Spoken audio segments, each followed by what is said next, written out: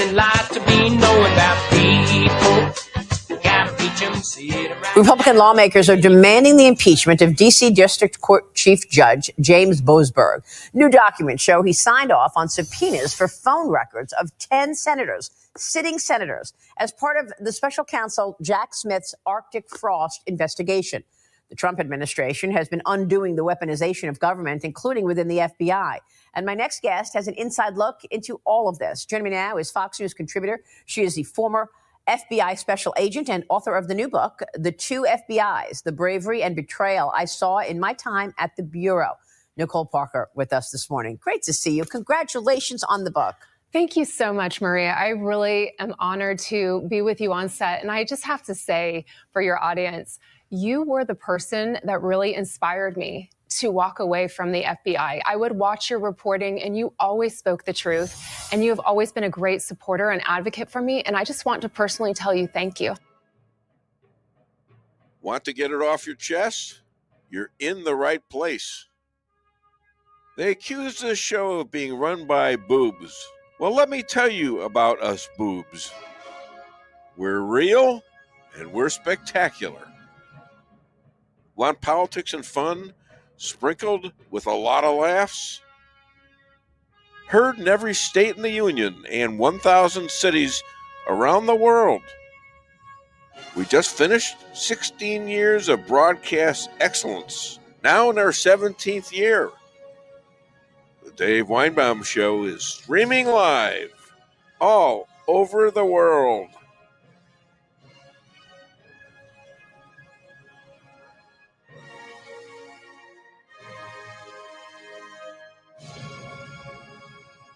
The shutdown corral is over. 43 days, the longest ever. Even Noah and God's animals were only at sea for 40 days.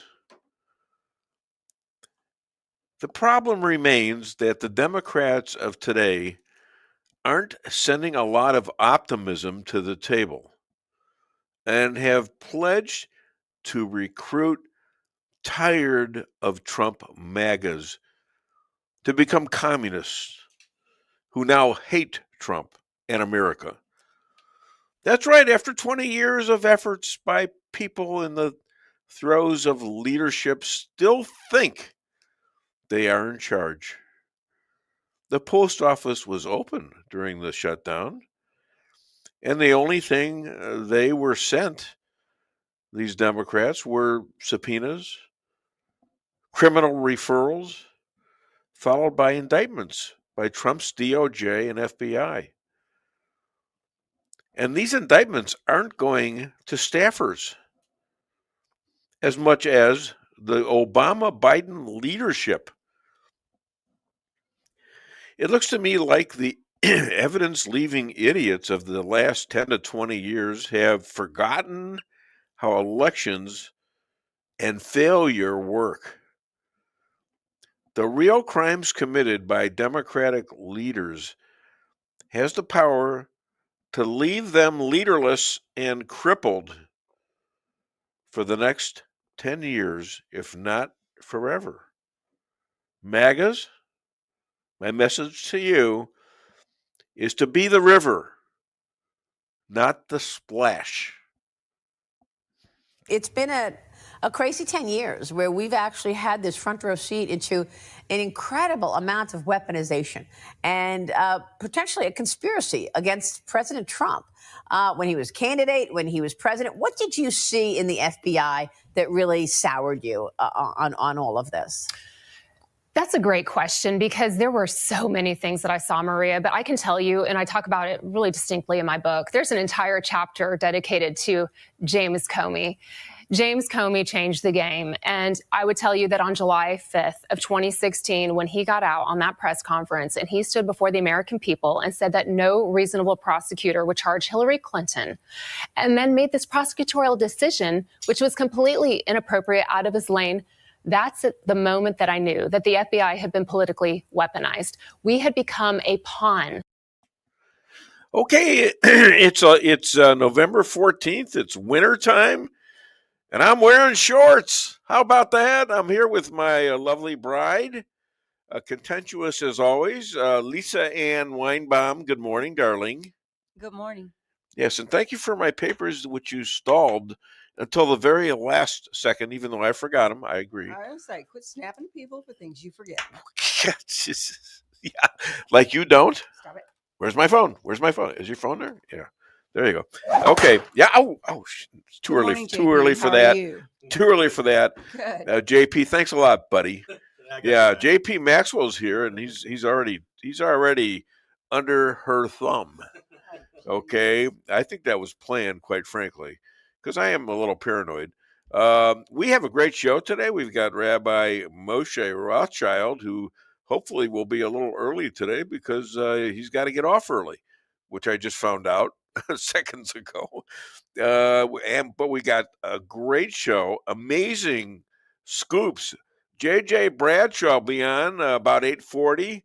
Ryan Zinke, we've got some amazing news about him, and it involves 1-5 and or 1-6 and Congress. We're going to be discussing that. Chris Adamo, 9:30, he'll be on. Mark and maybe Pat McCluskey at 10 o'clock, and then we're going to close it off with Bill Hardwick, running for senator here in Missouri. So it's like I say, it's beautiful outside. It's 14, and I shot in golf on Wednesday. I shot my age. Anyone here shoot their age? 77 now. 77. It would be a really good shot for me to have a round where I shot 41, and I'm telling you, I could shoot that in probably about 4 holes. It would be a disaster. Well, for me. I was what was I, 30, 37 and 40, right? That'd be right, 77. Okay, I knew it would happen. He fessed up that he is going to be quick today.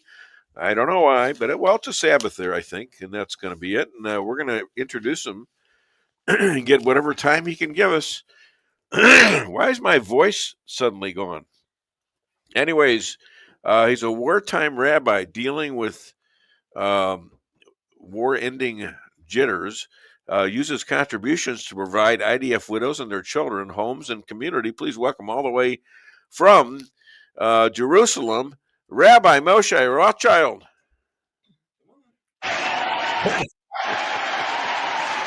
Good morning, Rabbi. Why are you going early today? Well, the Sabbath starts at 4:29 here, which is in was that 19 minutes, something like that. Oh, okay, all right. Well, we'll get her going here. Yeah. All right. So President Herzog resists Trump's official letter to pardon Netanyahu, and he called it. Trump called it political and unjustified.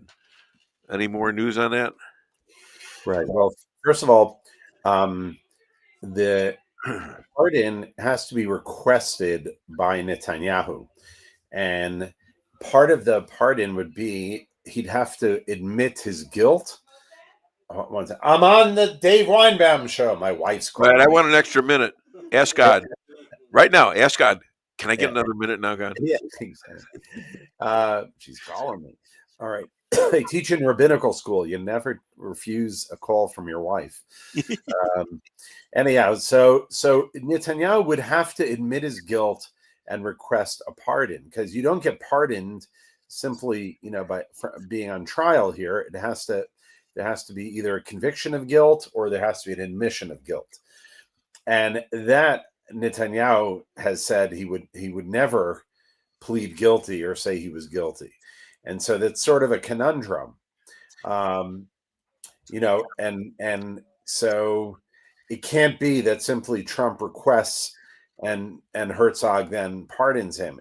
Netanyahu would have to admit his guilt, and that's where it's complicated, because I don't think he'll do it. Would you please explain the urging of Trump to his desire to solve the remaining Hamas soldiers, what seems to be like an acquittal for their savagery? Are you talking about the ones who are trapped underground now? Yeah. Yeah. So there's about 200 Hamas terrorists They're trapped in a talking about letting them go, basically.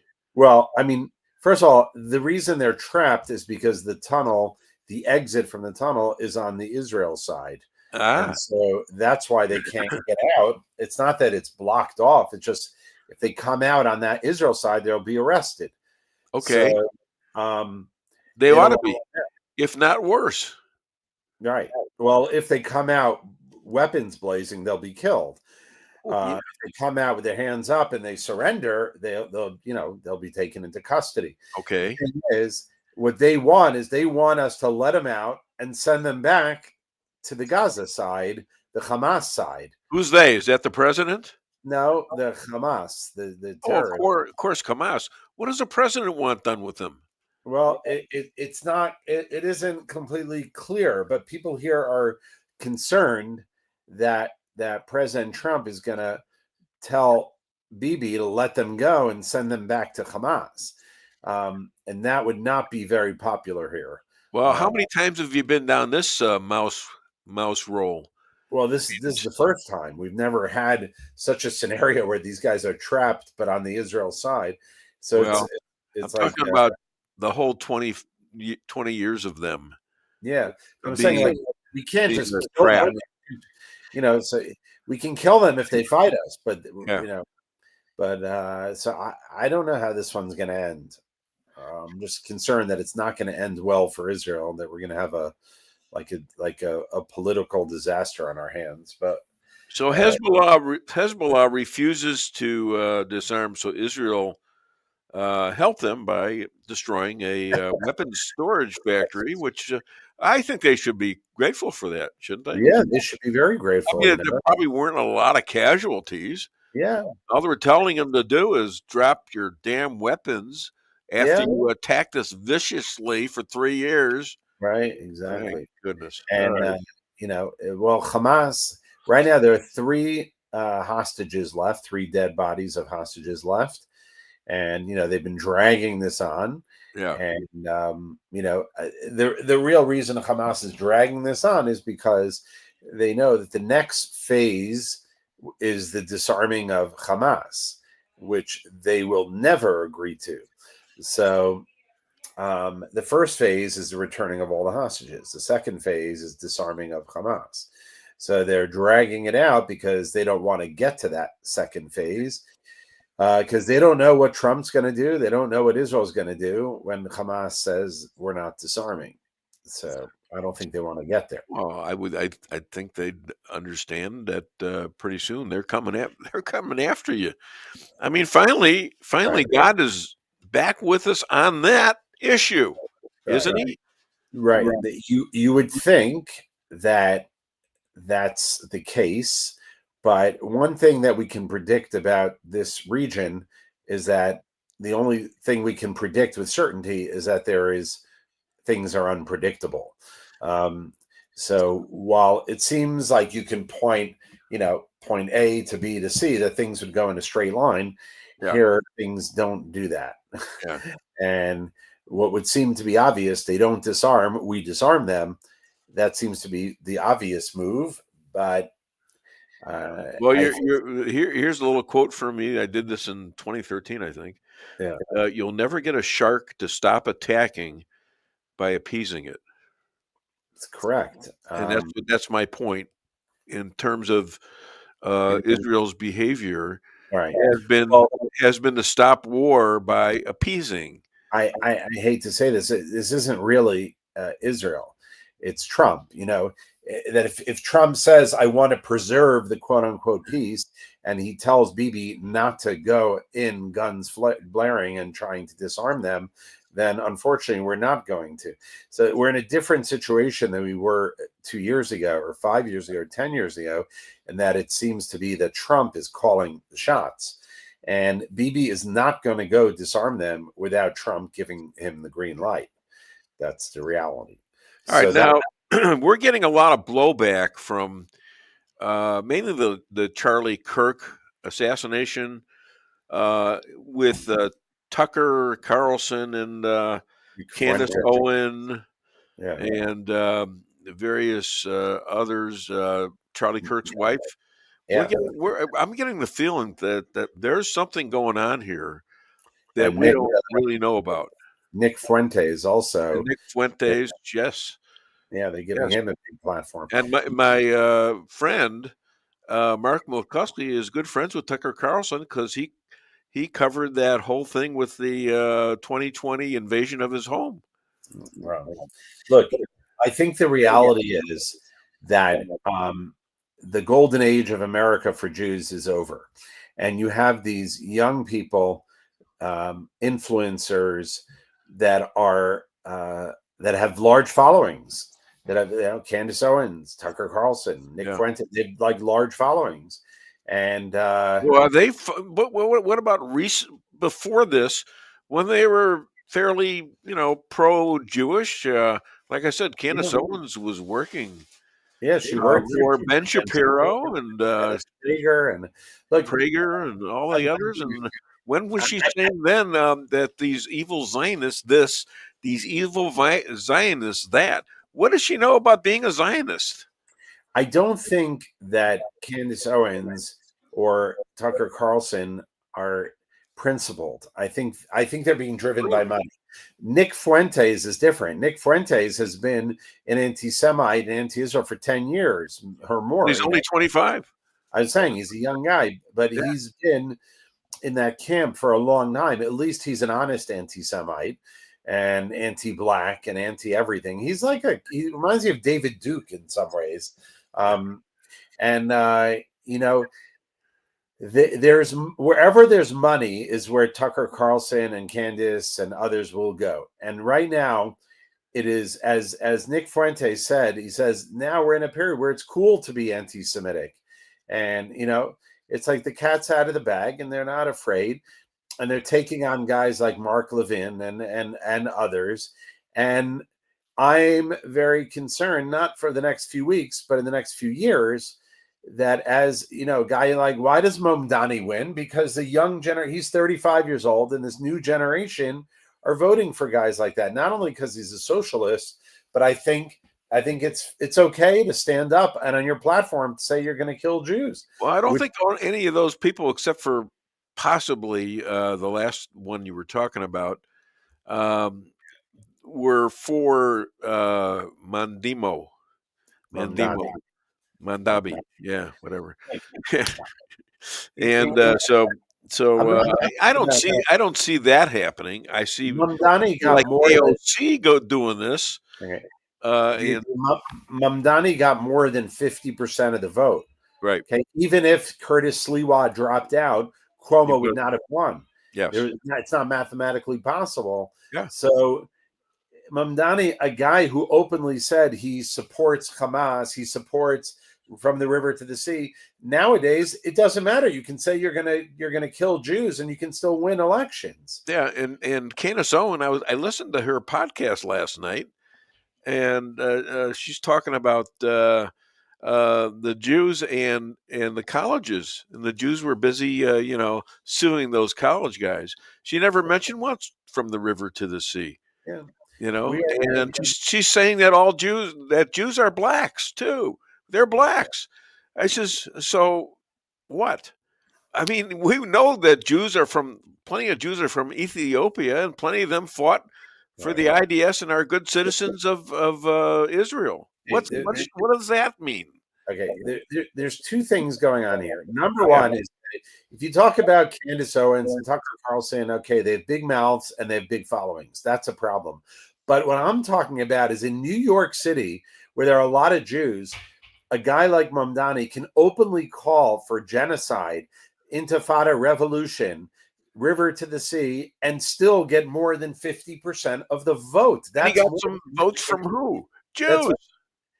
Only whatever, a certain percentage was Jews, but he won because that messaging is resonating today, and you are going to have more and more and more young and up and coming politicians, you mark my words, that are going to be winning in the next few years, in the next 3, 4 years, 5 years, 10 years.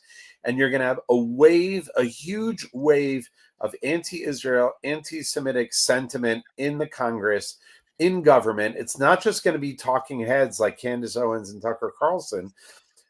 You're going to have it in government. The golden age for Jews has ended in America, and it's just only getting worse. It was bad 2 years ago, and it's worse today.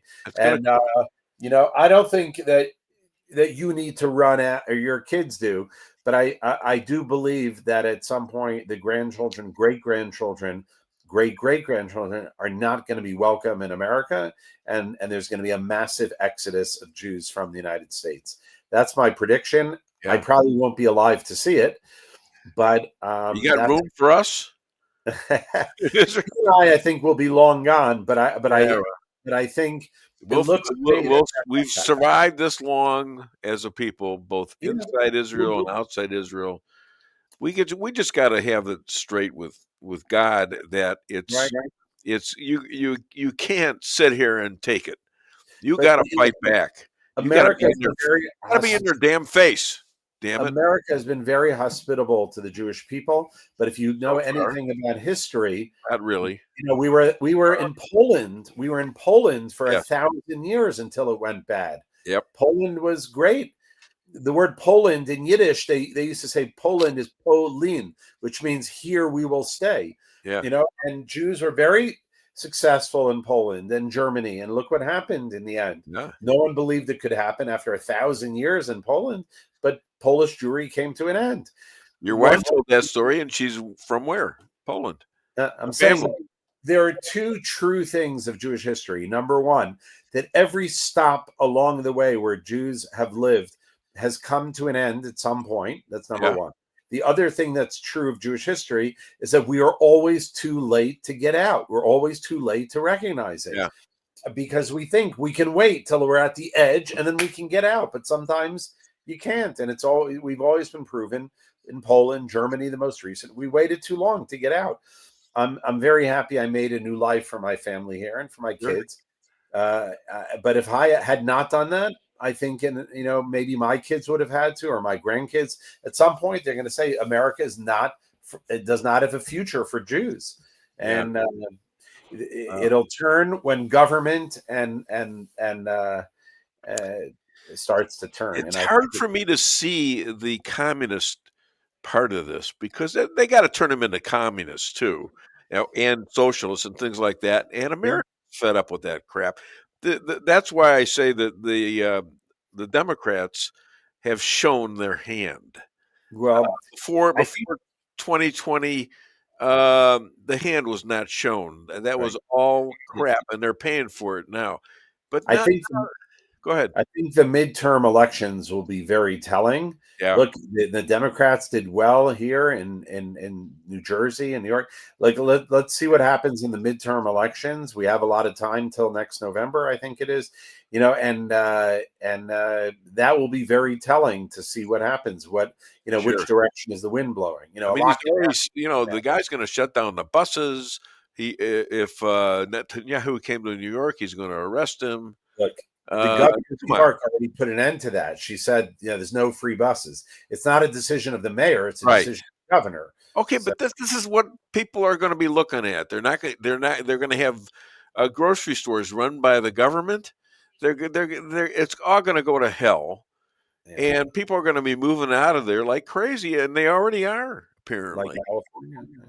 All right, I got to run, Dave. All right, listen. Thanks a lot. Other than the Dave Weinbaum Show. Where can people buy your book, Secrets of the Hebrew Bible? Go to the website, secretsofthehebrew.org, or go to our site, israelalliance.org, facebook.com/Israel Alliance. We'd love to hear from you. All right, Rabbi, thank you so much. Hi to your family. Shabbat Shalom. All right, thanks, guys. Take care. Thank you. Bye-bye. Okay, well, that was quick. And we got plenty of time now to do anything almost. Is there a clip we can do, a funny clip, just to get people out of their bad moods? It's over. Remember, it's over. The government is back. The stock market took a bad drop yesterday. I don't know what's doing to me today. Is probably going to take another drop, but it was up for 4 days in a row too. So we've got a pretty good Reagan. Yeah, let's do Reagan. 3 fellows that went out of the building to get in their car and found they'd locked the keys in. They were locked out. And one of them said, "Get a wire coat hanger and we straighten it out and I can get the other one says, "You can't do that. Somebody think we're stealing the car." And the third one said, "Well, we better do something pretty quick because it's raining, starting to rain and the top's down." They came to General Secretary Gorbachev, and they told him there was a woman in the Kremlin. She wouldn't leave unless she could see him. So he said, "Well, bring her in." And they brought her in. And he said, "Old mother, what is it? What?" She said, "I have a question." He said, "All right." She said, "Was communism invented by a politician or a scientist?" Well, he said, a politician. She said, "That explains it. A scientist would have tried it on mice first."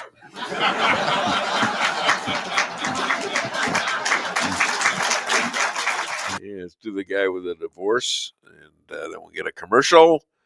And I hope you're enjoying this. But you got to listen to stuff and think about what they're saying. I mean, I find it hard to believe that these people are actually making money off of getting other people killed. Is what it is. Innocent people killed. So I don't understand it. Anyways, it's further down. No, that's no. Yep. Hit it. There we go.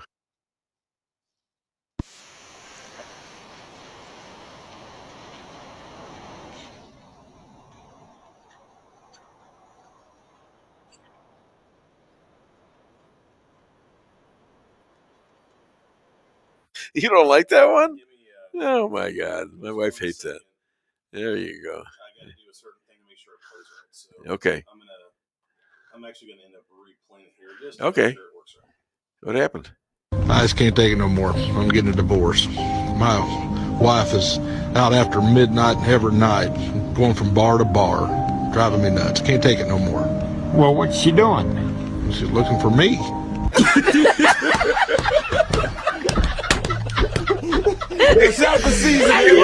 We're going to do a little commercial here, and we got a lot of funny stuff. I mean, it is really good stuff. You know, you get into watching the reels. I don't know. First of all, there's a lot of golf stuff. I changed my golf swing because of something I saw, and then it stopped working right. And I went back to just old time stuff, and I was just whacking the hell out of the ball on Wednesday, and driving 20, 30 yards more than I have been recently. Of course, it helped that it was fairly dry too, but shooting shots, even iron shots like a 4-iron or putting that in the greens, things like that. Anyhow, we're going to do some commercials and we'll be right back. Don't touch that dial. Your home is your castle. You don't need unwanted hassle. Don't let those creatures move in to stay. Let us protect your investments. That's what we're all about. Plank Termite and Pest Control will save the day. Plank is locally owned and family operated right here in Rolla, a Google preferred business. Our customer service and your satisfaction is our #1 goal. So call Plank today at 368-3333. Plank Termite and Pest Control will save the day. Honey, what are you doing? What does it look like I'm doing? It looks like you're filling up a swimming pool. Yep, I'm filling up a swimming pool. In our living room? How else am I going to watch the game and stay cool? If your AC is on the fritz, call Hartley's Climate Control. Hartley's is the area's best in HVAC repairs, installs, and maintenance. Knowledgeable, honest, and dependable. Serving Rolla and the surrounding areas for commercial or residential needs. Hartley's Climate Control. Community born, community raised, community serving. Call Hartley's Climate Control today at 573-368-3163.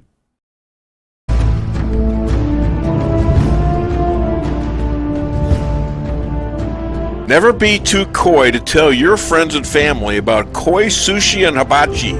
Celebrate the best Chinese-Japanese restaurant in the Midwest. Call 573-426-5551 to make a reservation or order takeout. Locally owned, 1808 North Bishop, Rolla, Missouri.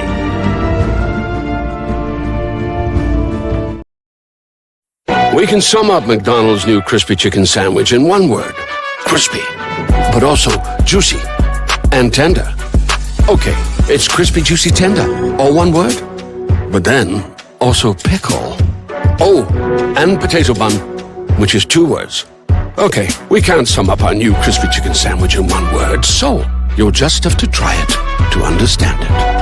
Order ahead on the McDonald's app at participating McDonald's. Ba-da-ba-ba-ba. Merrill's Quarry and Asphalt, 40 years serving cities, counties, and everyday businesses with driveways for people who live and work in our little piece of heaven right smack dab in the middle of America. Call 573-578-9101 for your free estimate of rocking, rolling, paving, driveways, sealing, and striping too. That's 573-578-9101 for your free estimate. Your home is your castle, you don't need unwanted hassle. Don't let those creatures move in to stay. Let us protect your investments, that's what we're all about. Plank Termite and Pest Control will save the day. Plank is locally owned and family operated right here in Rolla, a Google preferred business. Our customer service and your satisfaction is our number one goal. So call Plank today at 368-3333. Plank Termite and Pest Control will save the day. At your locally owned Price Chopper, our standards are high because we know yours are. See for yourself what an incredible fresh selection of grocery items we have in store. Talk to our expert meat associates about what you're looking for. They're happy to meet any special requests like custom cuts, or see our expert produce associates on how to pick out the best fruits and vegetables. Quality in the deli means fresh, full flavor, and always delicious. If you're craving fresh baked goodness, we have that too. You can expect the best selection and the best value while interacting with our friendly and knowledgeable employees.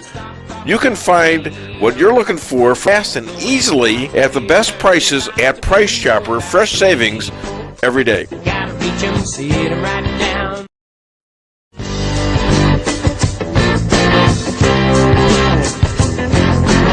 A-Car Real Estate, where experience matters. 532 million sold since 2003, the number one sales volume in Phelps County. As a client for decades, I can say they are the best in mid-Missouri. Call 573-368-7355. That's 573-368-7355 for the best real estate experience you'll ever have.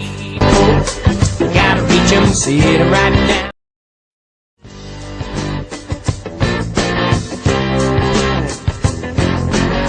Insurance going up like crazy? Daniel and Henry Insurance is one of the largest private insurance companies in the world. Richard Boyette, 314-444-5011. He's my guy at Daniel and Henry for 10 years.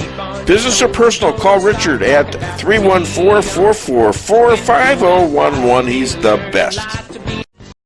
At Town & Country Bank, we've got all the perks of a national bank, like online banking, quick loan approval, and you can deposit your check from your phone. But that's not why our customers love us. They love us because we still offer hometown customer service. Stop by one of our 2 Rolla locations and let our friendly team remind you how special hometown banking can be.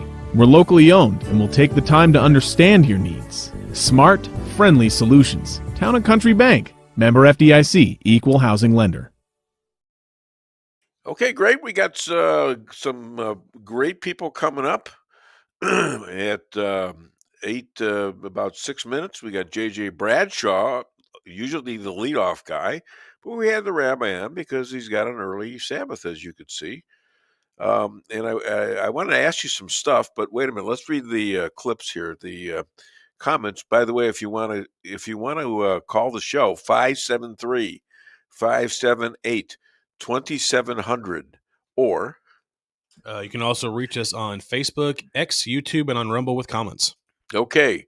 Patricia Odin Maxwell sounding good, looking good. Go team. That a girl. Thank you. Aaron Crane. If Sabbath in 20 minutes, candles lighting is in 1 minute. Shabbat Shalom, Rabbi. Oh my goodness.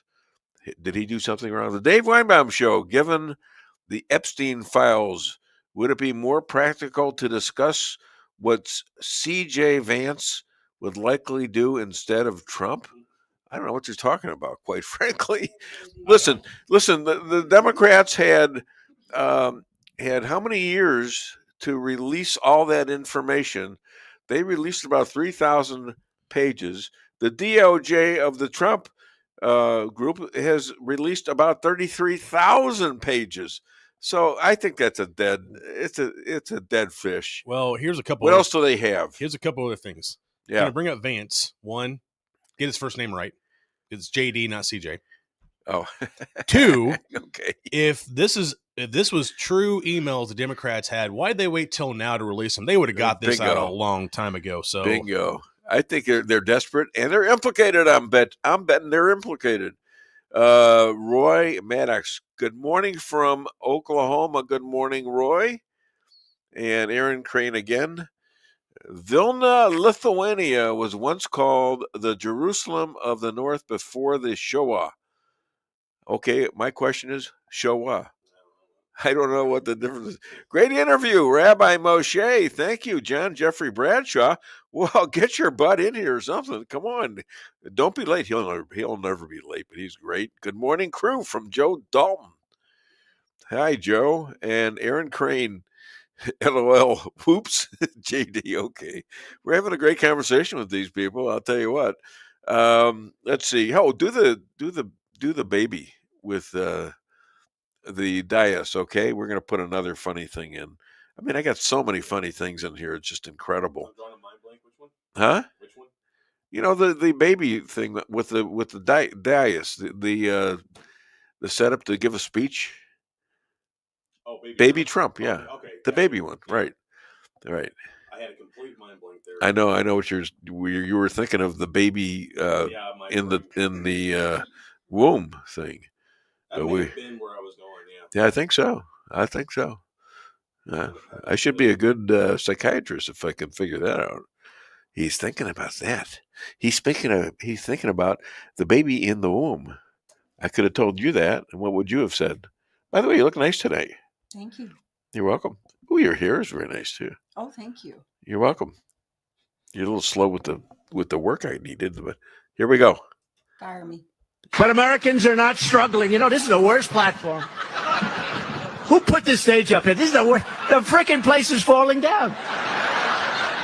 I notice it keeps tilting further left. Like too many other things. But Americans are not struggling. You know, this is the worst platform. Who put this stage up here? This is the worst. The frickin' place is falling down. I notice it keeps tilting further left. Like too many other things. Yeah, so this baby. I mean, it's wearing shorts and it's barefooted, and it sounds it's Trump. How do they do that?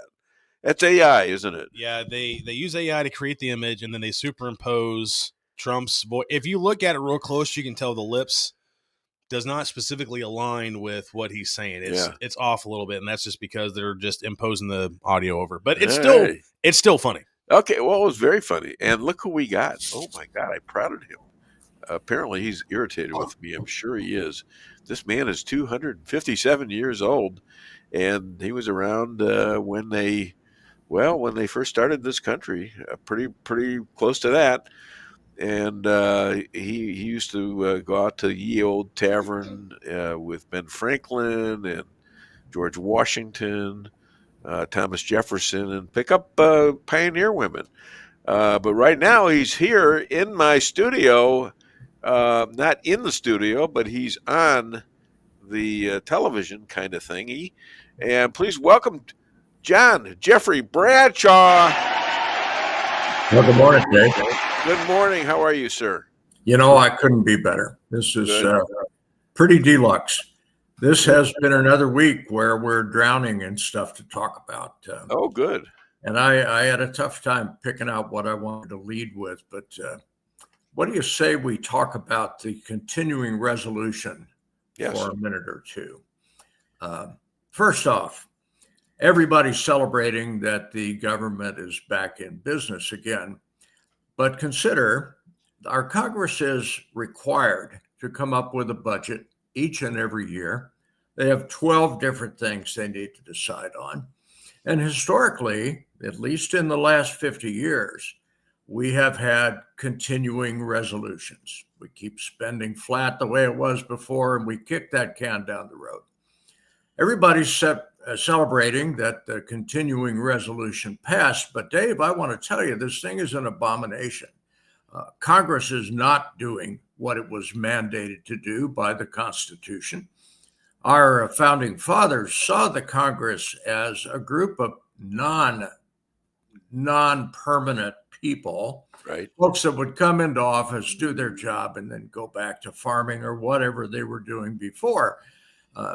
We, in the last 50, 60 years, and now have permanent politicians that can't even pass a budget, can't even agree enough to fund our government. Instead, they kick the can down the road, or they do what Nancy Pelosi did and roll this thing into a huge omnibus budget bill that's got so much garbage in it, stuff that would never, ever pass on its own, shoved in there because it's a have-to-pass bill. I'm afraid our Congress has become rather corrupt, and I mean both sides of it. I think it's about time we kick these bozos to the curb and come up with some patriots that are actually willing to do the job. The fact is, if you go into Congress for a 2-year or 4-year term and can't stay there, you're going to try to do the best for the country instead of trying to pad your resume on the country's dime. But that's not the way it's worked out. Of course not. It's worked out that they have become permanent loafers, let's call them, evil with the ability to work the stock market after being in meetings an hour earlier, where they are in a let's call it the group of 8 or something like that, where Nancy Pelosi, and your good friend Adam Schiff. Okay, he's not my friend. If I had my choice, he'd be rotting in hell right now. So let's not call him a friend. I was being facetious. Don't put your gun away. Now stop it. Very well. Please. I'm sorry if I insulted you. Oh, certainly. I know better. I know. You know, the continuing resolution was on the Democrat side keyed very much to the continuation of Obamacare subsidies. And exactly. Let's talk about Obamacare. Why that? Why did they do that? Well, they needed a win of some sort. This was not one. But when the Obamacare subsidies fade away, as they are required to do by law, some people's insurance rates are going to go up substantially. But let me tell you the flaw in this thing.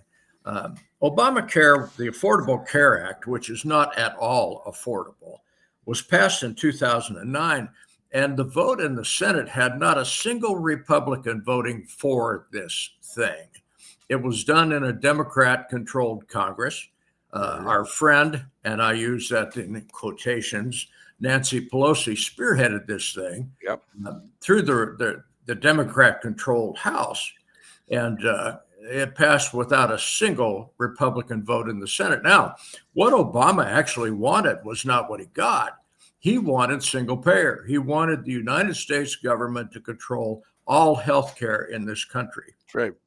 I suggest you talk to anyone from England or Canada about their single payer health system, and you will discover that people from Canada come south of the border to get their health care in the United States because it is substantially better and they can get it pretty quick. In a single payer system, like all bureaucracies, you got to wait. Maybe that knee replacement will happen this year. Maybe it won't. Nobody wants that, but Obama did. Okay, Marxist butthole that he is, he wanted that. The Congress could not provide that. Politically, it would be suicide for the Democrats to shove that thing through in 2009. So what do? They created this nasty little thing that is Obamacare, where you had insurance exchanges. Remember, if you like your doctor, you can keep your doctor, or your premiums are going to go way down. Well, none of that happened. Okay. Right. Why? Because this is second-rate insurance. And let me tell you how this works. For those people who are raising the banner and saying, rah, rah, let's do Obamacare, Obamacare pays the insurance companies. The insurance companies have had record profits since Obamacare occurred. How does that happen? They offer second-rate insurance to the public who might not otherwise be insurable at an expanded rate. I mean, this is not cheap insurance, but it is second-rate insurance. And what we do is pay the insurance companies directly. Okay. That's what I had written down. Insurance. COVID. Insurance, right there. There we go. Companies, that's what the deal is. It's a payoff to the insurance companies. It absolutely. You know what happened? You know what's happened after the shutdown was stopped is that the insurance companies on the stock market dived. They took a hit. Of course, they took a hit because when the subsidies expire, their windfall profits expire. They don't want that. And they have contributed the hell out of Democrats. Well, it becomes even more so a government issue. To what your point was, that has become total ownership. And another thing that Obamacare had along the bill that I saw was a couple of militias in there. How about that? Where they the president would be in charge of these militias, and they would be aimed inside our country. That was Obama's brown shirts. That came and that went. You know, at a certain point, I couldn't find that anymore, but I know I saw it. You know why that went away? Because it became public. People read that stinking bill and said, "What?" I did. It was stinking. It was terrible. I was stunned when I saw that. Yeah, it vanished. Yeah. Like so many things that the Democrat controls, if it looks bad on them, it just vanishes. Yeah. Ask Hillary Clinton about her staffers that vanished. The point, though, be coming up. Okay. This Obamacare is second-rate insurance, and it is nothing but a payoff to the insurance company, who, by the way, poured millions and millions and millions of dollars into his stinking campaign. Yeah. So it's payoffs for his buddies. Now, if you happen to be one of the poor bastards that's stuck with Obamacare insurance bought through the exchanges, you're going to find your rates are going to go up. Why? Because the subsidies went away. Right. Well, you know, the subsidies are going away by law. That's the way that law was written. Yeah. And the Democrats have been raising hell about this because they don't want the milk from that tit to stop flowing. They want this to keep going. And this is the hill that Chuck Schumer decided to die on. Yep. This is the one that killed his career because none of this is defensible. Well, I don't understand what he was thinking, though. I thought it was a desperate move because it wasn't the Republicans with Trump in there wasn't going to. They weren't going to bag it. They weren't going to surrender. So I think it was a unfound reality for Schumer to do that. Oh, Chucky Schumer's got a big problem, and we've been talking about that for weeks, Dave. Yeah. That Chuck Schumer has bent over backwards to the crazy leftists in that party. Why? Because he's going to end up primaried, and he was trying very hard to make that not happen. They're already talking about it. Now his own moderate Democrats are saying, let's get this bozo out of here. He is an archaic wreck who is killing our party. Well, I got news for you guys. Your party was dead to begin with because you've been on the wrong side of every argument. Yeah. Go ahead. So here's another thing too, besides another good point there, JJ, but I think it's even deeper than that. They're always used to the Republicans crossing the aisle, no matter who has the majority and who has the minority, to make these deals happen. And finally, I think he banked it would be business as usual, and they found out real quick it wasn't going to be, because now this time it was the Democrats that came across to sign the short-term CR. So that's something that is not usual. Well, the total blame is on the Democrats. They still don't have leaders. They have people like AOC who think she's a leader. Did you just throw a kiss at me? I threw a kiss at my wife, and Okay, if just I do curious. run for you, it'll be in How's the private. matter with you? I was thinking, what's wrong with this guy? Anyways, I think it was more of a desperation move by Schumer. I don't think he really thought he was going to win this. Not with Trump there. Somebody else there, yeah, but maybe he was just trying it to see whether it would work. I don't know what the hell is he going to do now? Well, I think he thought he could stay in power. I think he thought he could outrun this thing. And in the end, I actually saw a poll yesterday.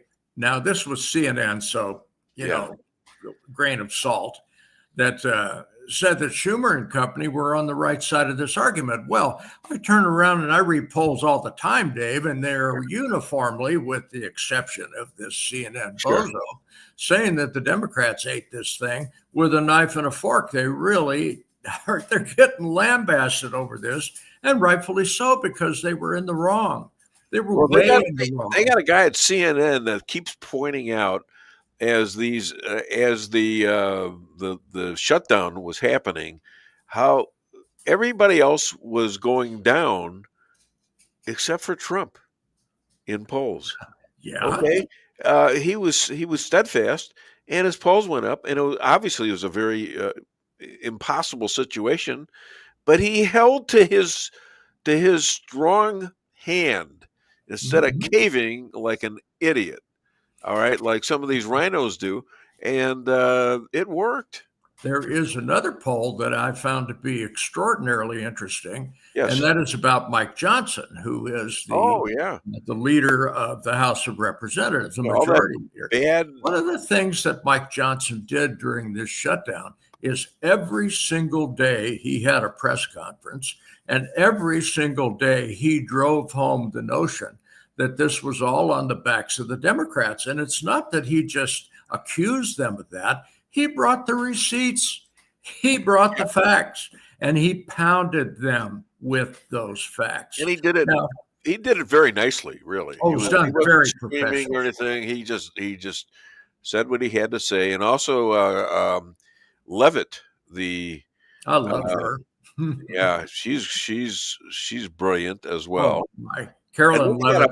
I don't know if people are saying they're all over people like Bondi and Cash and this, that, and the other, and I mean all these so-called journalists and or these activists like Candace Owen, like Tucker Carlson, and others. They're all attacking the Trump administration. They're attacking Charlie Kirk and his wife.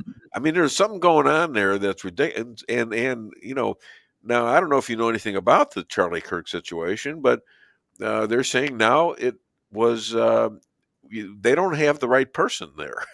In other words, I don't know. I mean, it's kind of fascinating how, and they're blaming They're blaming it on insiders. And it may be. I can say this about the current DOJ. The Biden DOJ was corrupt from bottom to top. You could smell them way down the street. And this DOJ is doing it right. They're above boards. They're publishing what they find, the things that they can find. And they're pursuing this thing vigorously. Recognize that in a Democrat-controlled DOJ, all of this would have been swept under the carpet. All of it. You'd have heard nothing about it. So we didn't hear anything about a lot of stuff for years. Yeah, well, it was all BS. The 2020 election. Yeah. Now, how many people really believe now that was a legitimate election? Nobody that I know. Versus the Attorney General Barr in December of 2020, 2020, still the election just happened, had no time to do anything, and he's saying, "Oh, there's nothing to that. There's nothing to that. That It was wasn't literally bad. Yeah, that where's was your investigation? that What was a 3 lying! days later. 3 days What a later, Dave. lying! You can make a hell of a good investigation in 3 days. Yeah, right. Yeah. Okay, Bill, you're lying to us, and it's pretty obvious that you. Yeah, and he's the current. He was the current attorney general still in office. Yeah, but he was a Trump was screwed by Democrat. a lot of people, and while it looks like revenge, they have actual crimes. They've got Comey, they've got Obama, they've got Hillary, they've got all this stuff, and they forgot to burn the notes. Okay, I can't wait got until emails these people too. start rolling over. Huh? In your monologue, you mentioned the Epstein files. I have just a little note about that. Yeah. The Democrats released a statement that on the Epstein files that had Trump, this is a dog that won't bark, blah, blah, blah. Yeah. And it mentioned victim. If you look at what was released by the Republicans, the word victim, which Virginia Giffey, now deceased, her name was redacted from that thing and victim put in its place, which changed the tone of it entirely. The Republicans turned around and published something different in which her name was in there. And she testified in 2016 that under oath that Trump had nothing to do with this. He was a perfect gentleman. So the Democrats, again, are throwing mud. They're trying very hard to tie Epstein and Trump together. I don't think they'll be successful at that, but they're going to have a vote on it and maybe release a whole bunch of stuff. Frankly, I don't care. Our country has got a whole lot bigger problems than how big a pervert Jeffrey Epstein was. Yeah. Well, did you see the foster the foster home thing that Melania and Trump signed yesterday? I did not. And I'll tell you, he put it into law, and he had her sign it, and he had a little gathering there. I'll tell you why that's important. It's important because of all the years of this Democrat policy has gotten a lot of trafficking for children. And this is meant to stop the trafficking and to get kids in a place where at least they have a chance of a good life. Yeah. But not as a sex slave. It's only fair. Yes, it is. You did notice that Trump mentioned a 50-year mortgage the other day. Yeah. I got a few things to say about that, too. Number one, in 2008, let me make sure my notes are right. Yeah. There was a bit of legislation called Dodd-Frank that was put into place essentially to rear banks back. They had gotten out of control. You remember the crash of 2008 where we had a serious mortgage issue. We had Enron that fell apart. We had a whole serious financial crisis, and Dodd-Frank was put into place to try to control that. It's a nasty, stupid piece of legislation, but at least it's on the books. But Dodd-Frank specifically bans 40 and 50-year mortgages. Yeah. Well, okay, let's look at a 50-year mortgage. You and I in our long lifetimes have at one time or another had a mortgage. I started with a 30. I dropped it to a 15. I dropped it to a 10. I dropped it to a 5. Every time the interest rates went down, I refied and made principal payments all the time. But that was started with a 30-year note. Yeah. Can you imagine a 50-year note where you're paying the interest out front? You're going to pay about double what a 30-year note interest would be. And it's even worse than that. With inflation, here's a little bit of statistic for you. In 1991, the age of a first-time house buyer was 28 years old. Today, it's 40 years old. People have to save a whole lot more just to get that down payment. And then they're saddled with a rather large note. Now, according to the source that I read the other day, you need to have an annual income of $112,131 to be able to afford a median price home. Yeah. And that's if you allow 1/3 of your income to go to the mortgage, taxes, and insurance. Mm-hmm. So is home buying unaffordable? Sure, of course it is. And you have an inflationary economy, which we had under the Obama and Biden years. Of course, the dollar is worth less. Yeah. The house is worth more. And unless your income has kept up with that inflation, which most do not, you can't afford it. You're renting or you're living in mom's basement. Oh, yeah. So a 50-year note really isn't much of an answer. And I think Trump stepped in it when he mentioned that. All right, my friend, I'm coming up to, I got a 5-minute interval now with, and this is going to be really good stuff. Ryan Zinke. I've got screaming scoops on what's happened with him. Very good. From the DC jail to his house being broken down by the FBI to his phony trial by what's his name, Boasberg, who's being now he's being kicked off the chair, impeached. Good. And so this is going to be very interesting. So I've got to get going. Okay, my friend. It has been my pleasure, Dave. I'll talk with you next Friday. Okay, thank you so much. You'll get a full tour tomorrow or next Friday. Okay, I promise. Right. You're on it. I'll see you, Dave. All right. Thank you. Let's hear it for JJ Bradshaw. Good friend to the show. Okay, we got coming up next. Like I say, this is going to be an amazing show in that I've got Ryan Zinke, who was at the 1/6 activities in 2021 with his father. They never went in the building. He was accused of murdering a DC cop named Sicknick, and it was a false accusation by another DC cop. He never went in the building.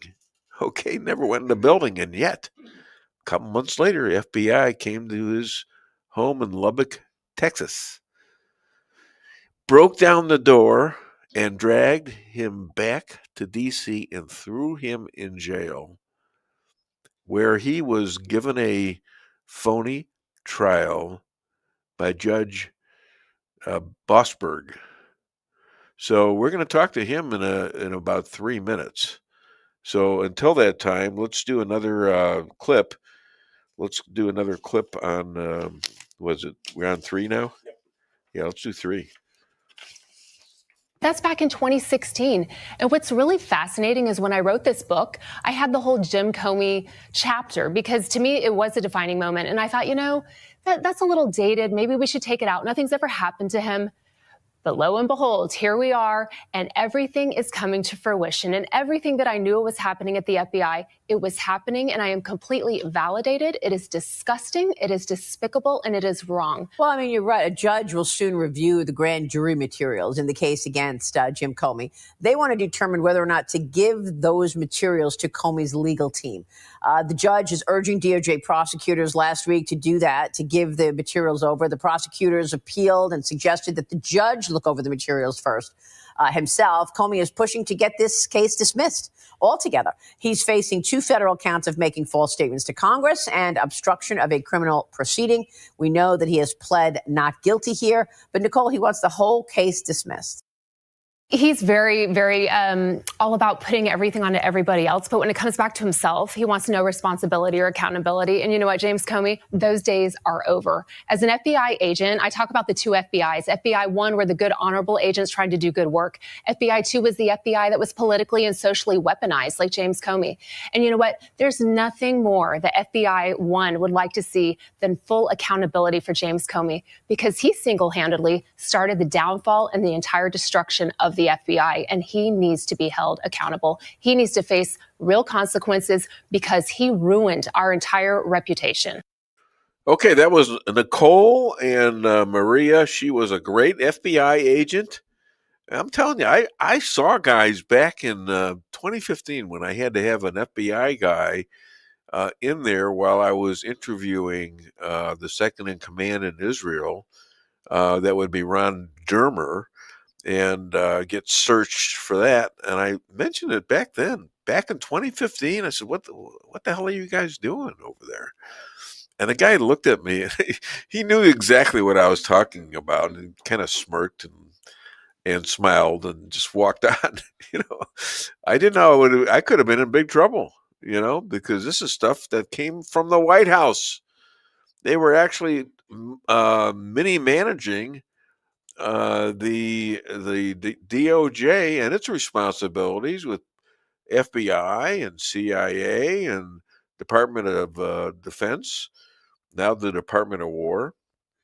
So, okay, well, we got it's 9:05, and here we are. Yeah, he just texted me and said he's just running a few minutes late trying to get his computer up. I told him we can just go over the phone if we need to make it faster. So I'm just waiting for him to respond. So okay, but he is trying to get on. All right, that's good. That's good. Well, let's do another funny thing.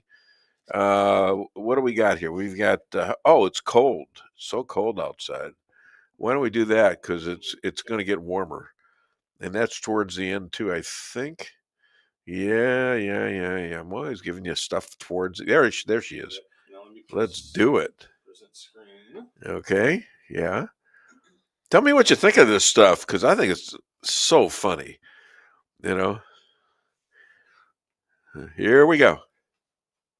Colder than a mother-in-law's kiss. It's so cold my plumber pulled his pants up. This kind of cold will freeze the hinges right off the gates of hell. It's so cold the chickens are lining up to get in the oven. It's colder than a room full of ex-wives at a wedding. This kind of cold will freeze the balls off a pool table. It's so cold the thermostat gave me the middle finger. This kind of cold is meaner than a skillet full of rattlesnakes. It's cold enough to freeze the balls off a brass monkey. It's so cold the Statue of Liberty put the torch inside her dress. It is colder than a mother.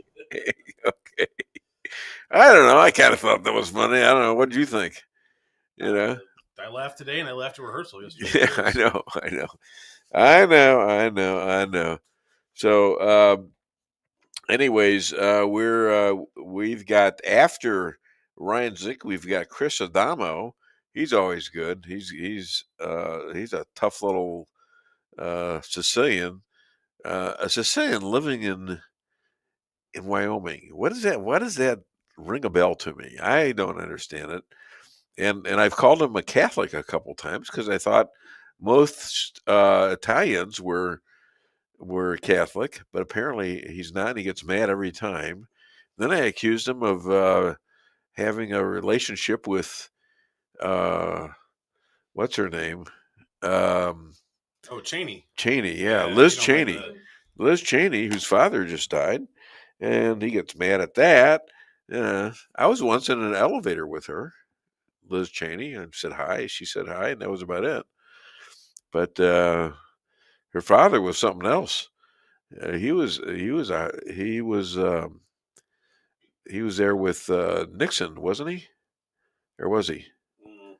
No, it was Bush. It was Bush. Yeah. And they're getting some real interesting concepts about the 9/11 thing. One of which is why did the Saudi Arabians get kind of a release of responsibility and being actually protected by the United States government? Do you know? No, I don't know that. All I know is there's a lot of things about how they say 9/11 occurred. Yeah. That doesn't add up to me, much like the Kennedy assassination. And in my opinion, when you put a commission over something, I'm just going to assume that it's a cover-up because look at what the Warren Commission did with the Kennedy assassination. Right. And the 9/11 Commission to me was, again, just trying to Watergate. Cover stuff up. Which these days it's nothing. They sent spies to a guy's election office. That's not the big deal. Yeah. So now when you have a judge put an order to tap senators, and not just, it wasn't like they tapped every senator. It was Republican senators, certain ones, and only those ones. This morning I heard that's not a big deal now. Well, this morning I heard they also tapped McCarthy, who was the sitting Speaker of the House. Speaker of the House, the third most important man in government. And the Biden administration under Jack Smith went and tapped his phone. They had so many people, and they're working very hard on the criminal side of this, as they should be, because this stuff was never done in this country or never found out about this much. Yeah. Maybe there were lone situations where a lone CIA agent would go off, but all this stuff was coordinated. The raid at Mar-a-Lago, that was coordinated. That was Jack Smith at the order of Merrick Garland, at the order of or the auto pen of Joe Biden. Which you might as well say was the auto pen of one Barack Obama, basically. Yeah, pretty much true. So, all right. Well, should we do another commercial? I mean, I got it at 9:30 too. We could. I know he told me what happened was the power company showed up at his house all of a sudden, and they didn't tell me in advance they were coming. Yeah. He doesn't even know why they're there. So he's trying That's to figure this interesting. out. Yeah. Oh, that's interesting. Yeah. You could call him and say you can call in. I told him we can just call in if that's easier, and he said, "Well, either way, once I get done with this, but I don't know how long it's going to take." Well, in that case, let's do some commercials, and we'll come back. All right, we'll be right back, ladies and gentlemen. Your home is your castle. You don't need unwanted hassle. Don't let those creatures move in to stay. Let us protect your investments. That's what we're all about. Plank Termite and Pest Control will save the day. Plank is locally owned and family operated right here in Rolla, a Google preferred business. Our customer service and your satisfaction is our number one goal. So call Plank today at 368-3333. Plank Termite and Pest Control will save the day. With warmer temperatures right around the corner and allergies ramping up, now's the time to get those AC units serviced. At Hartley's, we pride ourselves in offering outstanding service.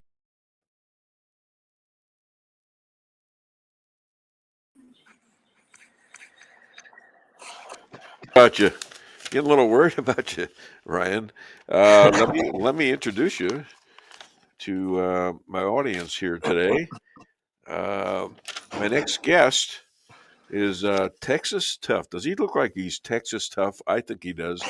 Ryan and his dad, Jeff, visited the Capitol on 1/6/21 and have faced the hate, lies, and fraud of that scam. Please welcome to the show, Ryan Zinke. Thanks for having me on. I appreciate Did you have a little visit today, Ryan? Yeah. The power company decided to show up this morning, Really? so had to go out and do a quick chat. But they're doing their job, trying to make sure we keep the lights on over here. So were we a little bit skeptical of that, maybe? No, All right. not at all. I've been paranoid. I think everything is screwed up, and most of the time I'm right. Hey, congratulations on your growing family. First off, Thank you. Yeah, you got two little people. Yeah. I got the 16-month-old and got another one on the way, and the Lord has just blessed me immensely. In the last 2 years, despite the circumstances, I'm very, very grateful for what God is doing with my life and my family. Well, I think you deserve it after what you went through. What were your thoughts when you went to the 1/6 Congress that day, and before and after? Well, originally, I think the biggest thing that we thought that we were going to see was, the power being transferred back to the states for the vote. Yeah. And that was going, that was going to be historical, something that Sure. that I don't think anybody really understood, like, the significance of what could have actually happened had Mike Pence and everyone else actually stood up for, what was legal and plausible that day. And I guess like at the very beginning of it, I was just really excited to maybe spend some time with my dad, outside of being seen publicly with him, I guess. Yeah. And, just really getting, a trip in that I thought was going to be a historical day. I thought it was going to be a magnificent day.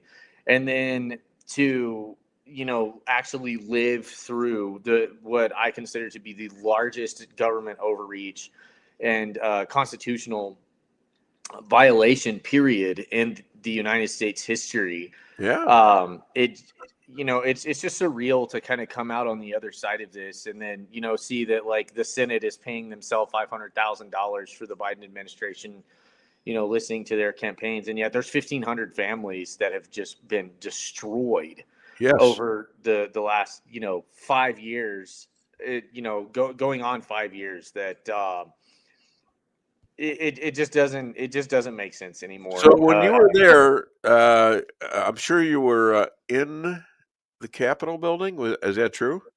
No. So I'm one of So the. you weren't in the Capitol building, right? No, I wasn't. Yeah, it was. It's very interesting. So So you got accused of murdering somebody. Yeah, in the Capitol building.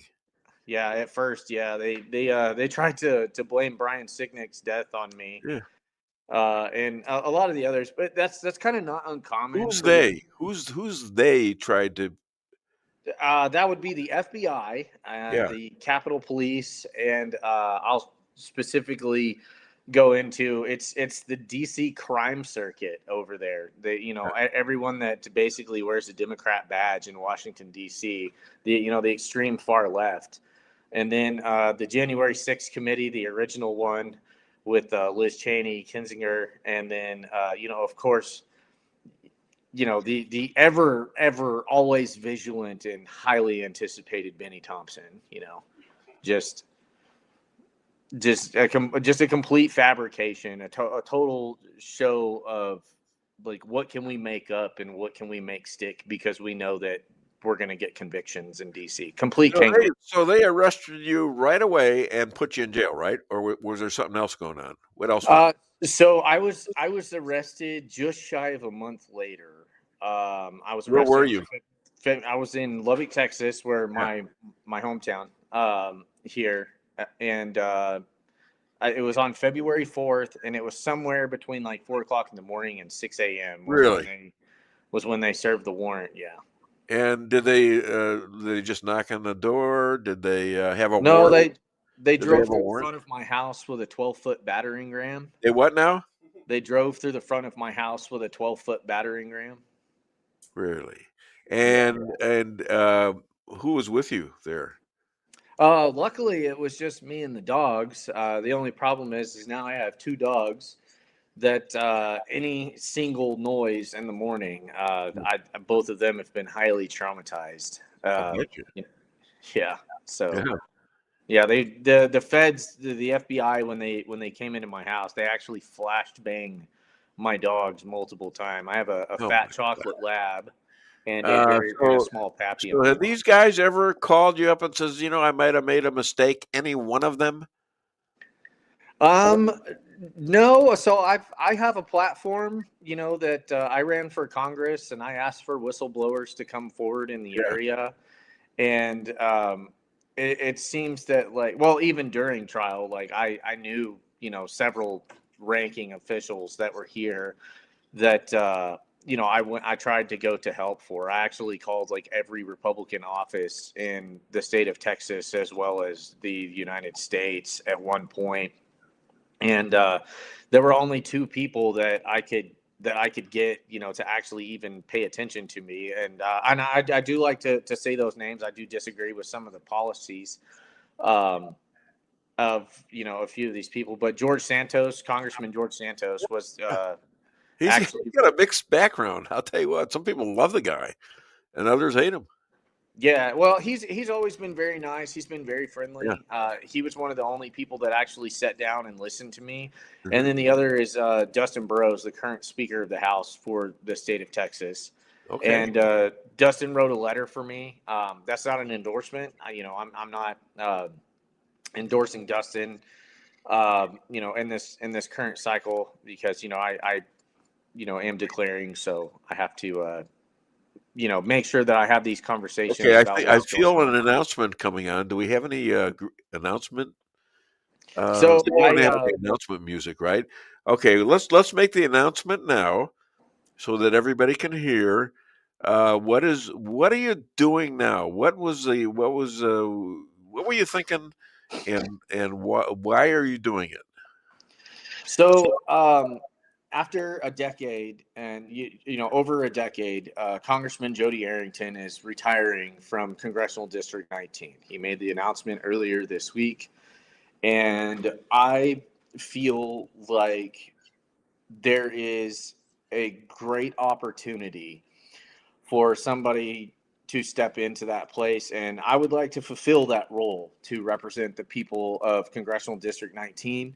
A lot of these people are my friends and neighbors that I think understand, where the political environment was under the Biden, regime, and that they're looking for somebody who's going to vote and align with the Christian family values that West Texas carries. And we've seen I've seen some things. I've had my disagreements with leadership around here about J6 and about just the way that it was handled and the lack of representation. As the constitutional rights of Americans were stripped away from them, and including myself. Yeah. And what I am wanting to accomplish is, everybody's always like, well, what are you going to do for me? What are you going to do? And what I'm going to do is I'm going to carry along with me the very same thing. I believe that there are 3 books that govern the United States of America. The first one is the Holy Bible. The second is the Constitution, and the third is the Bill of Rights. There you go. And I want to apply all 3 of those to the position, and and be an example of what West Texas looks like, not only for the farm and ranch community around here, which we are like some of the largest cotton producers in the entire country over here in West Texas, but we also have a very significant oil field population out here that I feel like has been somewhat neglected over the last course, and I'm ready, and I'm officially announcing that I've begun filing the paperwork for the to run as a candidate in West Texas. West Texas, he's running for the United States House of Representatives. All right, yeah, there, more vote for Ryan Zinke. How's that? Yeah, hey, that's great. That's great. So, so I'm sure Judge Boasberg is going to he's going to back you, right? Yeah, I feel like I have James Emanuel Boasberg's full and unadulterated support. I'm expecting the endorsement judge, ladies video and gentlemen, any the guy that's he is being excommunicated, impeached, okay, for doing what he did to people like Ryan Zinke. Yeah. As soon as I get the endorsement video, I'm talking to a guy about a bridge in Arizona that's got beachfront property next to it. But for those of you that don't know, that was the judge that was in my case. That I am pleased to announce that the FBI has finally returned all of my camera equipment, and we have over 300 Brady violations of materials that they never turned over to. So you got the cameras back, but not the tapes. So we're still looking at what was deleted by the FBI as well as the prosecutors. They deleted most of your stuff, right? Yes, they actually deleted a large portion of that, and Why I'll would name the the FBI prosecutor do by this? name. What about the committee? The January 6th committee? Yeah. Well, I mean, we're not going to see anything real until Pam Bondi gets real. And I mean, let's be completely serious about when it comes to J6 is that by this time during the Biden regime, over 700 defendants had been arrested.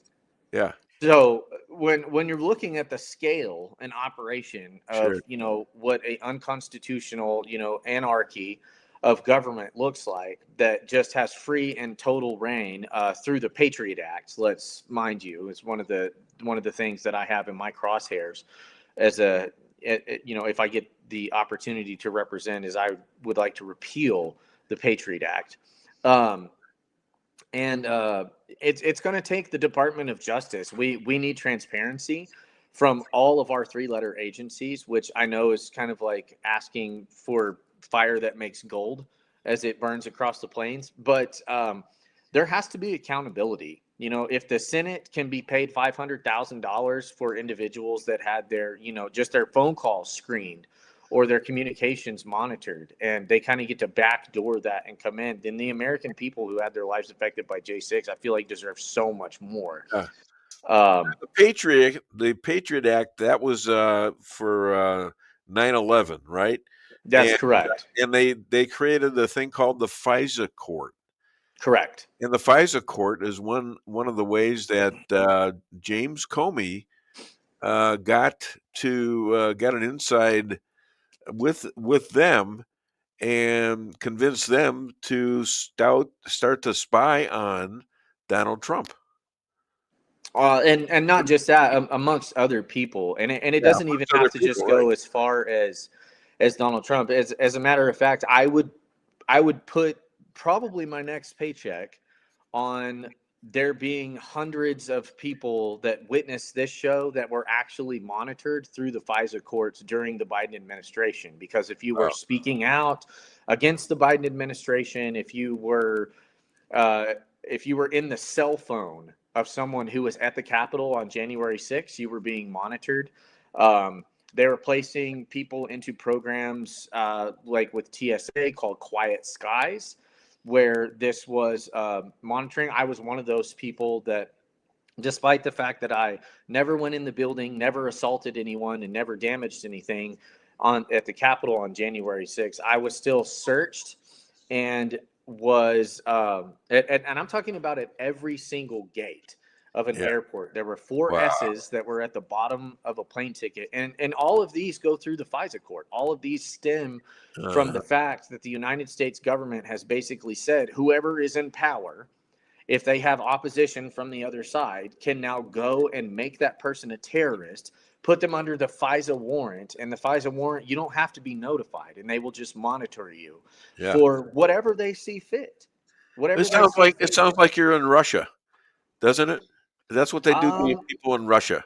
I think that this, more correctly follows along the lines of North Korea, if we're looking at the at the structure. And I mean, discussing the realm of like who has the worst country at the time, I'm not really willing to get in that, because foreign policy of mine is close the borders, deport all the illegals, and restore the American worker back by getting rid of the visas. And making sure that our job market is not infiltrated by those who often come here and then speak out against the country that allowed them the opportunity to be here. But yeah, it's very interesting to see how they took an event that there is a lot of controversy and speculation around, and then used it to steal the rights of Americans. And this is your family and my family and everyone else's family that is still, this can still happen to you. This can happen to you as I stand here today. January 6th is not over. As a matter of fact, the government now has unprecedented material and court cases and law that were used illegally against the United States population of January 6ers that they can now use against you and your family in other courts. And that doesn't matter if you're Republican, if you're Democrat, if you're an independent. Right now, as it stands, the very same thing that happened to January 6th defendants can happen to you. Do you and this is going to be the final question. I got my next guest coming up. Do you think Trump is doing enough to engage the 1-6ers, engage the people that caused 1-6 to happen? So I feel like that's a question with many different pressure points. As for me and my family, I thank God every day that Donald Trump was reelected into office. My pardon is proudly displayed on my wall.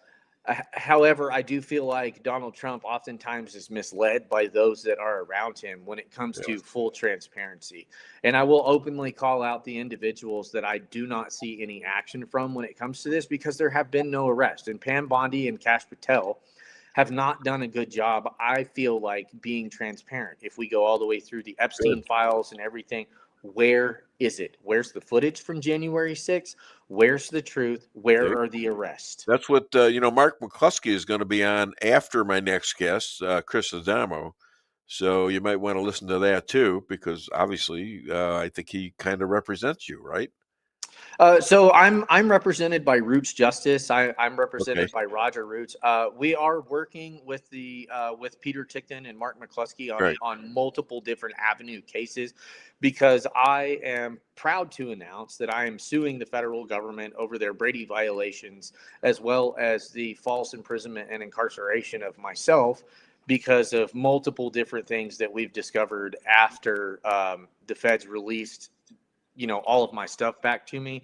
Yeah. And I'm proud to be represented by Roger. I now consider him a friend after multiple years of representing. How often do people that got sent to prison actually say they're friends with their attorney that represented them at that time? And I'm almost on a daily, conversation basis with them. And I'm very, very excited for the future. Okay. Other than Dave Weinbaum Show, where can people find and contribute? So I'm still getting everything. Put together. Arrington's retirement was a surprise, I think, in the district. So I'm gonna get the Gibson Go set back up today. And it's not going to be the one that's at the bottom of the screen. That was for January 6th fundraising, and that account has since been closed. But I'm going to have, as soon as I get off the show here today, I'm getting a PO box set up. And then I'm getting the WinRed set up, and then people will be able to go to ryanzinke.vote, and they will be able to check out my policies. The donate button should be there. And then, so Venmo and I sent you something a couple of days ago. It's supposed to be there in 3 days. So very nice. Something that I mailed to you. All right. So I have one last thing to say. Victories often occur when you see no way to succeed, but refuse to give up anyway. And that's what you got. You got all hell broke loose on your life and your family's life, and now you got an opportunity. And absolutely, I think take advantage of it. Thank you so much, Ryan Zinke. All right. Thank you. We'll talk to you later. All right. Thanks for having me on, Dave. I appreciate your support. Okay, now we have next. I hope you didn't mind the extra minute or two. Oh no, he was great. He's a hero, and I'm glad you gave him that time. And he was a little late with his call, because who shows up but the power company at his door right when he's supposed to be doing this? Isn't that a coincidence? It's just a coincidence. I'm sure this man who's looking at me right now is a Sicilian Christian. Did I get that right? Yes. Who ended up in Wyoming eating pizza and schooling their politicians. Politicians. I wasn't schooling Palestinians. Politicians. Yeah, there you go. I didn't know you were doing that. There's something else I found out about you now. Okay, so please welcome to the show, Chris Adamo. I have a problem of I write stuff and then I leave off the last letter. So then I have to guess at what the damn thing is. Yeah, I do that too. If you were to look at my notes here, you wouldn't be impressed. Yeah, okay. Okay, so looks like China is breaking contracts with Trump with the fentanyl and the chips and the of course. And that's to be expected, correct? But what does Trump do now? What does he do to fight that? Well, I don't know the intricacies of international trade and this kind of diplomacy with a hostile foreign power that has every intent of overpowering us. The only reason China hasn't actually declared, an all-out military war on us is the fact that if our economy goes belly up, China starves. And so what they've got to try and do is figure out how to overtake us, how to dominate us without us going economically in the tank, because they can't afford that. So it's kind of a, we've got each other by the throat that way, and they know it. But they're hostile, and they're absolutely given over to the madness of Marxism, Maoism, and they have every intent of overtaking us one way or another. And so we've got to recognize them as a hostile enemy. And I think Trump does that. The other side of the coin is that when you look at all the madness within our own ranks because of things that China, amongst others, did when they infiltrated, for example, all the DEI insanity in our military that totally destroyed our military from within, we aren't in a position where, we're very vulnerable militarily right now. And that historically, that always invites attacks. So it's a grim situation. Trump has a real narrow course to navigate. And it's a difficult spot. You know what? If you want somebody to do that, Trump is a guy to do that. He's got to look for alternatives. Maybe tariff the hell out of China and make it real substantial that they're going to pay for this if they keep screwing around. In one of his epistles, the Apostle Paul, I believe, said, "Be of good courage." And the point is that if you operate from a position of weakness and appeasement, you're going to destroy yourself. If you stand firm for what's right and you go forward with it, and in Paul's case, he's talking about the truth of the gospel, you go forward with it with good courage, then you're a victorious warrior. But they are going to try and manipulate us into that position of weakness. Now, I'd like to digress just for a second and read you a quote, if I may. Sure. This was from Hannah Arendt. She was a German historian and philosopher from 1906 to 1975. She said, quote, she said this back in the 1920s. She said, "The constant lying is not aimed at making people believe a lie, but at ensuring that no one believes anything anymore. A people that can no longer distinguish between truth and lies cannot distinguish between right and wrong. And such a people, deprived of the power to think and judge, is, without knowing and willing it, completely subjected to the rule of lies. With such a people, you can do whatever you want." And what we're seeing, and we can take it on 20 different fronts, what we're seeing, every subject that comes up gets swarmed and surrounded in lies. And so everything that's happening, you're having to sort through the lies to find out what is really happening. Yeah. And I think of no clearer example of this than when I hear the term Gaza genocide. That's a Hamas talking point. We used to, only a few years ago, when you heard Hamas, you think of a bunch of guys, in their bearded guys with their guns and everything all together, surrounded by fleas in their robes and stuff and everything. And now Hamas is a respected political organization, an advocacy group.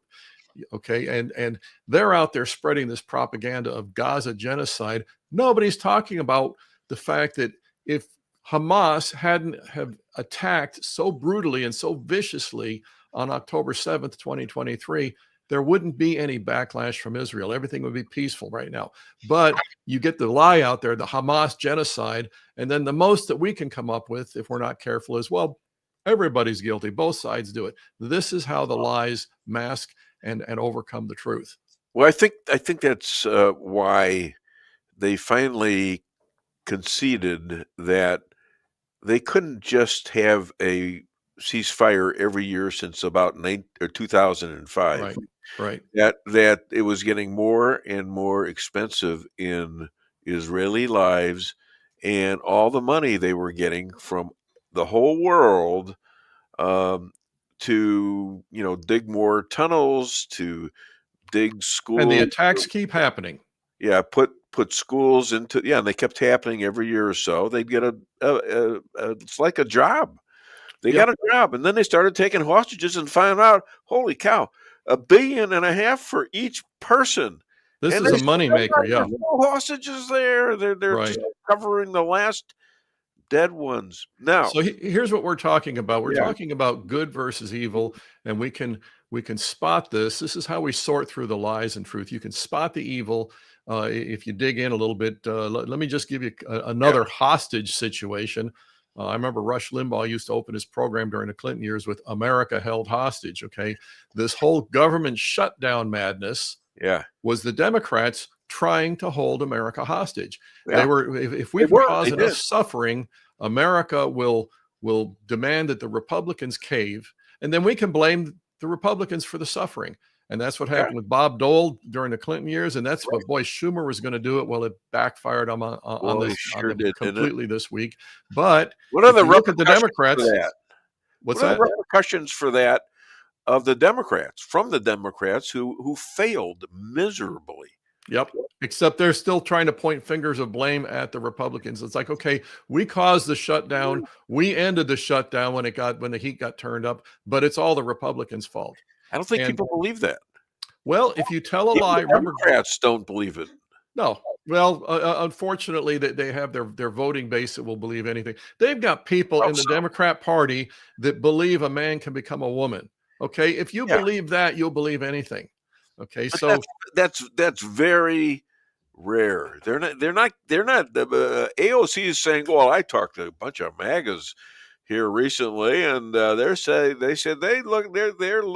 about voting for me because they're done with Trump." Yeah, and I'd like to see those people on TV, wouldn't you? Well, I remember, again, going back to Rush Limbaugh during the 1990s, he used to quote Richard Gephardt, who was the Democrat majority leader at the time. And he had a whole little routine where Richard Gephardt had his imaginary friends, because every other day he'd come up with, well, somebody came and told me, and this is what they all believe. And out on Main Street, this is what they're all doing. And it's like, okay, you're making it up. You never cite a name for it. But again, if you don't know what to believe, then a convincing lie might stick and might gain traction just because the person who presents it is charismatic, is a dynamic speaker. And so this is why we've got to go back and say, what is the good and evil underpinnings of what these people are trying to say? And that's where we've got to take our stand. Yeah, you're right. Well, let's talk about a little bit about these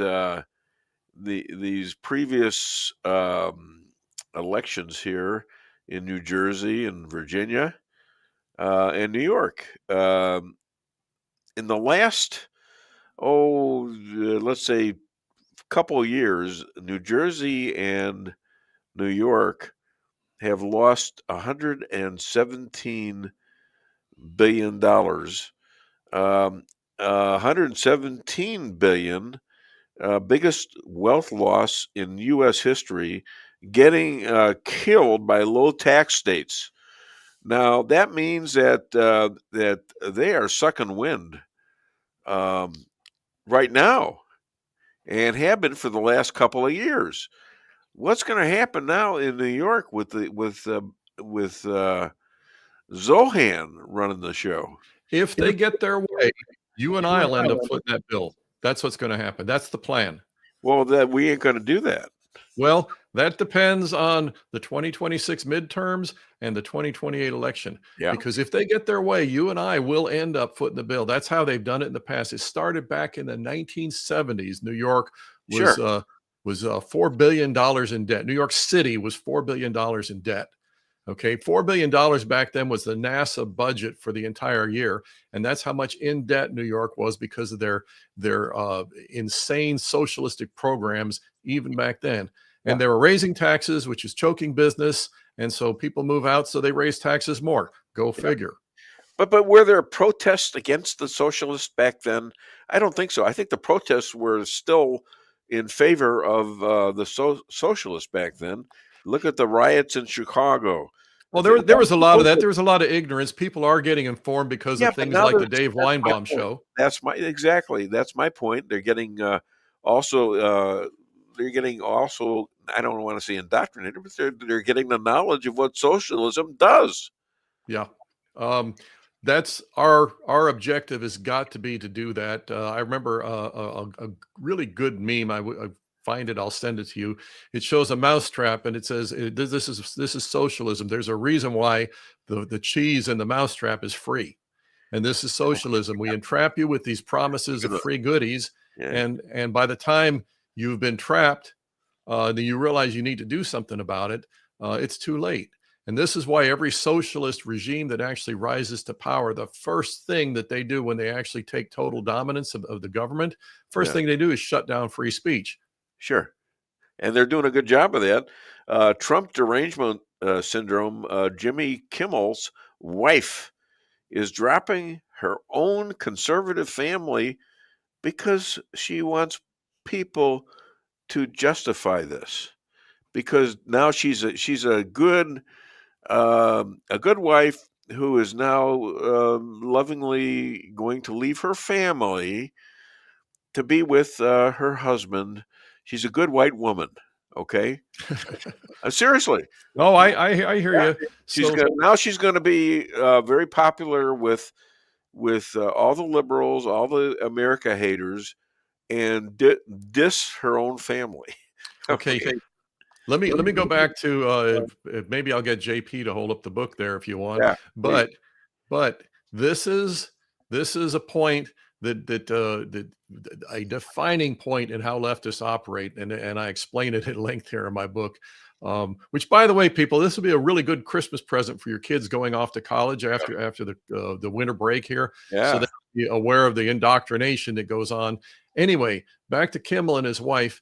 One of the things that leftists have to do in every situation, is they have to reinvent the situation to put themselves on their phony moral high ground. Okay, Yeah. This is how they do it. I don't care what the situation is. You take a bunch of murderous Hamas terrorists that go in and kill Israeli children, and before long the narrative is Gaza genocide. It's Israel that's just picking on the innocent. Okay, this every situation. This is what they do. I have down here where there are 200,000 dead people receiving SNAP benefits. Okay. Yeah. Did you hear anything from the Democrats? We can cut those 200,000 out and save all these billions of dollars. You don't hear that. You hear, oh, look at the poor families. Look at the poor widow who's. That's why they took after this election. That's why they took the time to shut us down for 43 days so they could figure out how are they going to hide all this stuff. Yep. We got to just shut it down and hope to God that they cave. Yeah, and that was am I wrong? Am I wrong about that? No, you're absolutely right.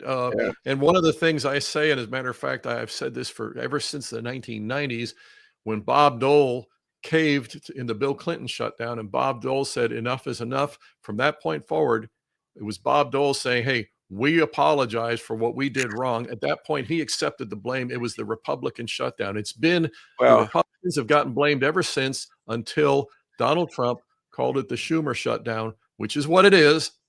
And now the Democrats are being blamed for that. Of course, they're still lying. And I hate to say this, but some of the Republicans, like Massey, or he's an independent, even the doctor in Rand Paul. Yeah. I mean, they voted against this.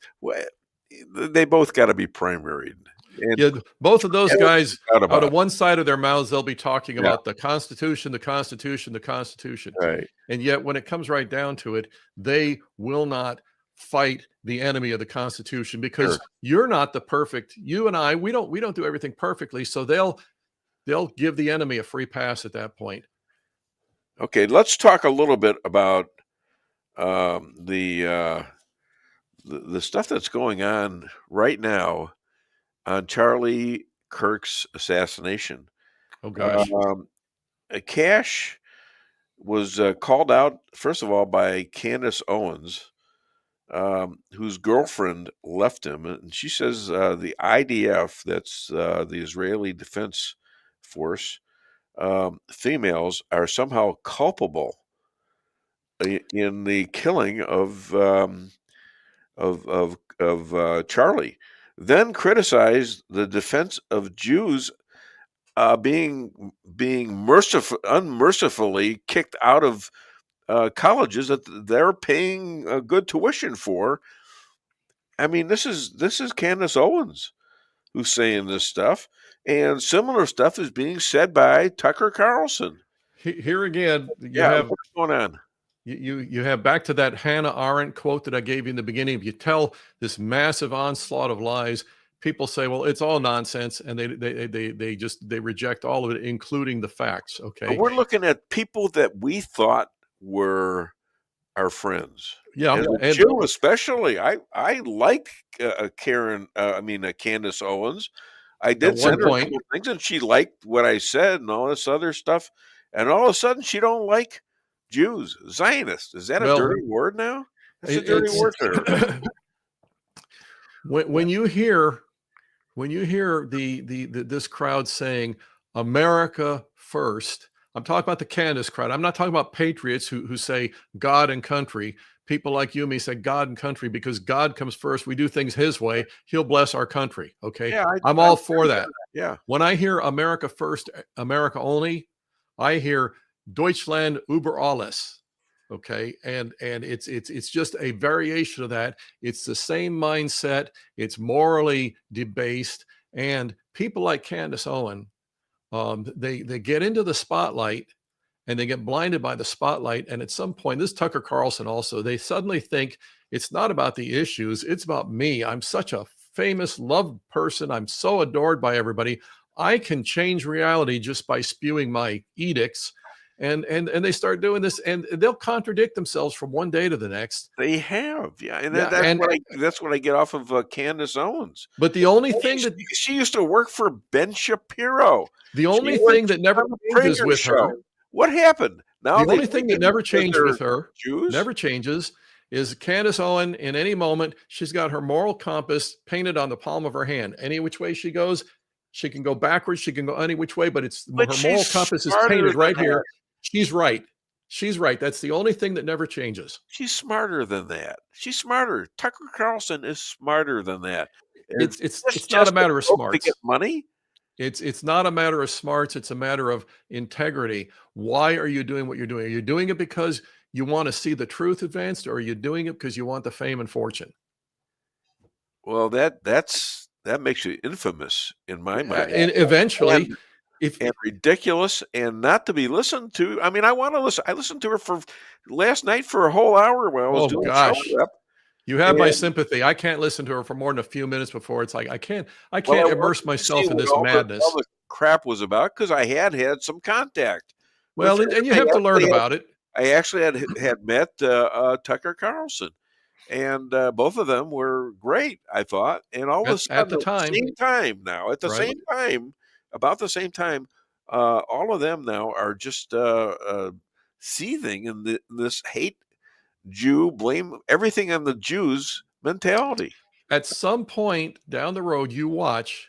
Matter of fact, Tucker Carlson has already tried to do it, but at some point they're going to say, "Well, you know what? This isn't as expedient for me, as this isn't as pragmatic for me as what I was doing last week. So I need to change again." The point is, are you staying on message? Now, I'm not talking about learning new information and adjusting what you believe because of new information. I'm talking about throwing out a message to see how it sticks and running with it if you think you've got an audience with it. That person is morally debased. That person, if they'll lie to you once for pragmatism, they'll lie to you anytime. Yeah. All right. Well, how do you think Kash Patel is doing in terms of the FBI? How do you think he's doing it? Because they criticized him too. Some for not doing enough to get to study who did the assassination, whether it was an inside job. They're blaming Christians for this. Oh, they're blaming everybody. I heard something the other day where Candace is trying to say Erica Kirk did it. No, she claimed that yesterday. She cleared that up. I'd never said that. Oh yeah, we could trust her. Well, she's telling the truth. She lied for the last 2 months. She said Netanyahu did it. Now, basically, it's Netanyahu or maybe even women in the IDF because they were mad because there was a couple of contributors from the churches that were stopped by the. I said, so what? They have this problem with each other. They fight each other every day. We're talking about the Jews in Israel. All over the world, they fight about. Well, I'm going to give you this. I'm not going to give you that. So in other words, they're people. In other words, they're humanity. They do like us Italians do. We argue too. Yeah, forget about it. You think I'm going to follow? You think I'm going to follow Cuomo just because his last name ends in an O? I mean, But I thought I'd like to go back to you're a Sicilian and you're from Wyoming, and I'm pretty sure it's a witness protection program. There we go again. I want to go back I always get a kick about that. to What? Ryan Zinke for just a moment because he was great. You heard him. Okay, good. And I think he nailed it as far as going back to your question about Kash Patel. I think he nailed it. We want to see some actual action. It's one thing. Every other day I'm seeing they have new info. We've got enough. If you and I had enough of a rap sheet on us like what Liz Cheney has, we would be in jail already. Okay. Yeah. They've got enough on these people. We need to see something more than Jim Jordan conducting investigations. We need to see something more than Pam Bondi saying, yes, we have real evidence that evil was perpetrated. We need to see some of the perpetrators being taken in, handcuffed, and marched off because as Ryan Zinke said, and he said it out in an outstanding manner, by the way, love you, Ryan. As he said, these are crimes that they committed. Okay. Now, if they can commit a crime using the entire U.S. government to attack an individual for political reasons, not because that person broke the law, but for purely political reasons, no American citizen is safe at that point. Yeah. And until this cancer in our government is fully rooted out, fully identified, and we get the guilty parties and they pay a price. Now, I'm not talking about just a monetary settlement. They got to change some laws too. We've got to put people in jail. A monetary settlement means you and I end up paying people that are victimized by this, and that doesn't hurt the James Comey crowd that perpetrated the crime. He needs to be in jail. Oh, there's no if we want justice for free, honorable American citizens, what Comey needed to do, what Comey needs is somebody to break his door down exactly with children or grandchildren in there in the middle of the night, not expecting anything, and being dragged off to jail. Yeah, That's because what he needed. In his case, that would be justice. He is a criminal. He is the worst of criminals because he has used a weaponized government. Because then they were jailed after this. Exactly. So he needs to be jailed too without a trial. Well, again, in his case, it wouldn't be vengeance. He'd call it vengeance, but it would be justice because call it whatever he wants to. He abused power. Understand this, Dave. If I have a literal slingshot in my hand and I abuse it, I might break a window. If I have a grenade launcher in my hand and I abuse it, I might blow up a house. If you have the power of the federal government and you abuse it, you are a threat to every honest citizen. This goes on all throughout the world, but it's really tough when it comes home, and we can do something about it. It's the stuff of third world tin horns, and if we want that in America. And I hope if you're listening, Kash and Pam Bondi, if we want that in America, just keep doing nothing. Okay. Other than the Dave Weinbaum Show, where can people find you and buy your book? My book is as it's always been. It's at Amazon. It's the best way for me to get it out to the people. And like I said, for parents of high school seniors and college kids going off to college, it'd be a great Christmas present so they can be armed against the onslaught that they're going to face, that they're absolutely going to face. And TP USA might be a good place for you to get this book out. If you got any connections there, I've been trying to talk to them, and it would be good because it basically would accomplish the same goal that they want to do, which is to educate young people. I got a guy right now. He's a good friend of mine. I play golf with him every Wednesday, just me and him. And he's got a book that has 9 publishers interested in it. And that is The Last Buffalo of Kansas. Oh, yeah. Okay. And it's great, but he's got children's books too. He's got books he went all over the world fishing. He's a fly fisherman and he caught a lot of trout all over the place. And he's got books about that. But this particular one book is a great history book. It's a story of his family for 100 years. Excellent. Basically. That's the stuff we should be celebrating. And then he ends up playing golf with schmucks like me. So now, wait a minute. Let me ask you a question first. One question. When you finished up with Ryan Zinke, You gave him a really good speech about victories. You didn't tell any really horrible puns. You gave him a great speech about victories, and I thought it was wonderful. Why don't I get something like that instead of the bad puns? I'm gonna give you an idea. I'm gonna give you something here. You know, ideas are so powerful. I plan to have one someday. How about you? See, I rest my case. Perfect. I rest my case. You hurt my feelings, Dave. You hurt my feelings. What do you know from funny, you bastard? There you go. Come on, bring it, big boy. And Lisa wasn't even there to maybe I could get her to run block for me. It's terrible. She should have. Oh, I have to show her this. By the way, the last time you were on, right now is when they cut off the show. I made him mad, huh? Apparently. I'll take that as a badge of honor. I've got my next guest on right now, and that is Mark McCluskey. Oh, okay. Hello, Mark. Mark, you're being said hello to. Yeah, I heard. Hey, Chris, can you hear me? I sure can. Why do you put up with this guy all the time? You know what? In between all of this stuff, he tries to get the word out, and so that's the price we have to pay. No, it's a high price. I'll sign off. God bless you guys. You're not supposed to tell them about our deal. For God's Have sake. a great weekend. And you're late with your last payment, by the way. Okay. Thank you. Bye-bye. Thank you, Chris. Okay, so two of the, and I regret saying this, but two of the nicest people, I should say one of the nicest people, your wife, but two of the nicest, brave people I've ever known.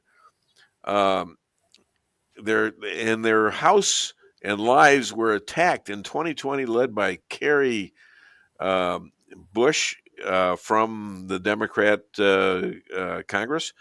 They were dispatched by two words: private property. Please welcome, all the way from St. Louis, Mark McCluskey. Mark McCluskey, where's Patty? She's sitting on the other side of the table right here, giving me a nasty look. Good. So is she gonna contribute? No. She's gonna kibitz my sign language. You know, I'm not going to charge her like I charge you. Okay? I'm not going to do that. She charges me a lot more, I can tell you that. No, well, I'm not going there. Trump derangement syndrome victim Ryan Zinke has been chosen to run for Congress. Just had on the show in Texas. A big scoop for the Dave Weinbaum Show. I'm backing him to the max that I could do. Yeah. So I'm looking forward to that. How about you? Yeah, I saw that. I was surprised that Jody Arrington was retiring. He was a friend of ours. I lost some respect for him when Ryan told me that he did nothing to help Ryan when he's being persecuted for his J6 business. But we were down there at the truckers convoy in Eagle Pass. It was 3 years ago, and I had the honor of meeting Ryan in person then. But yeah, I think that'd be a great thing out there. What a great story that is, from jail to Congress. Yeah. Oh my God. I kind of think a lot of people ought to go the other direction, right? Well, I think there's some people that should. You're darn right. Yeah. How is it that Grok, which is the AI for X, how is it that Grok Ford doesn't know you as a lawyer for the 1-6ers even now? I've not tried to look that up. I'm surprised about that. I say it every week on the Weinbaum Show. That ought to be enough. Well, I keep telling them that, and they say, "Oh yeah, we know something about that," and then they give me some crap about the Biden administration. And 1-6 was legitimate for them to tell that this was a legitimate incarceration, and we had a riot. We had a big riot there, and the Trumpers were all over the place. So back in the United States since the Civil War. Yeah. So I said to Enrique Tarrio when he got out of jail, I said, you guys were the worst insurrectionists in the history of the world. You didn't bring any weapons. You didn't have any organization. You guys wandered around like a bunch of middle-aged, Trump supporters in Trump hats. Oh, wait a second. That's exactly what you guys were. and he didn't even show up. He wasn't even there. He was in Baltimore. It didn't make any difference. He still went to prison. And Ryan never went into the building. Yeah. Where he was supposedly killed Officer Sicknick. Sicknick, who died of natural causes days later. Yeah. It's an amazing thing. I was addressing a crowd down in Perryville a couple of nights ago, actually Tuesday of this week, conservative organization, and we had a couple of J6ers there. But I mean, this one guy did a year in federal prison on a trespass charge. It's misdemeanor trespass. They put him in the psych prison down in Springfield for a year. Wow. That's the kind of stuff that people don't. It needs to be said as much as possible, which means you need to go back to radio too. And I guess you're kind of busy right now.